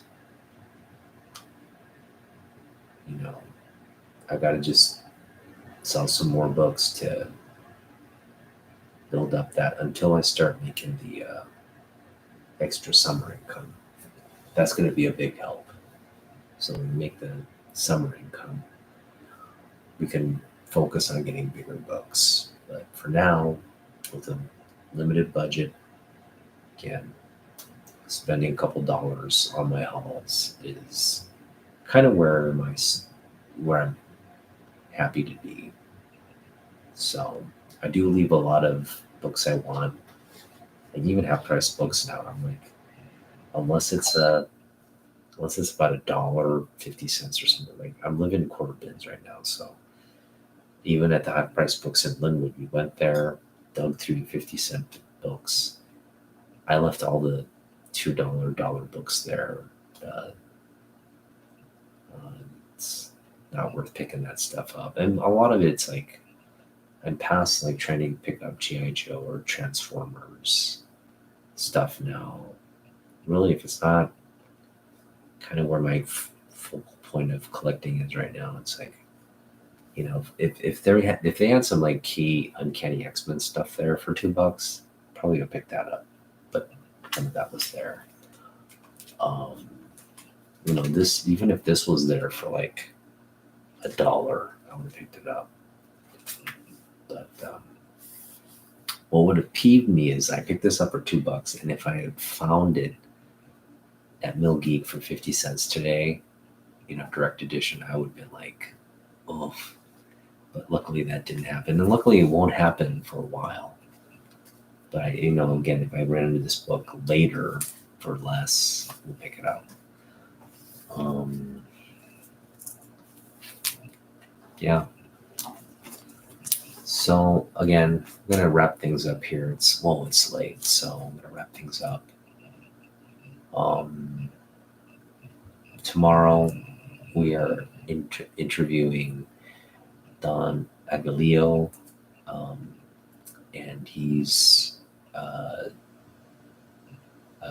an Asian American Filipino comic book artist, and E-Man's going to join to kind of kick things off. And I'm just really looking forward to having a great conversation and getting to know him better. So it should be fun. So please join us for that. It's going to be a nice little hangout. So hopefully you guys will be in the chat. I do ask, if you're in the chat, I know there's a couple community members that come into the chat and they just feel the need to I don't know, make the chat all about themselves rather than about the guest. I just ask that you be respectful about, the subject matter, read the room, kind of when you're leaving comments and stuff. Just be respectful, right? And that's about it. So thanks for hanging out. Again, we're going to do it tomorrow. I'll be on tomorrow around 8 p.m., so we'll see you there. But it'll be a fun weekend. Go out and get your free comic books and hang out here with us tomorrow. All right, we'll see you in the next one. Peace out.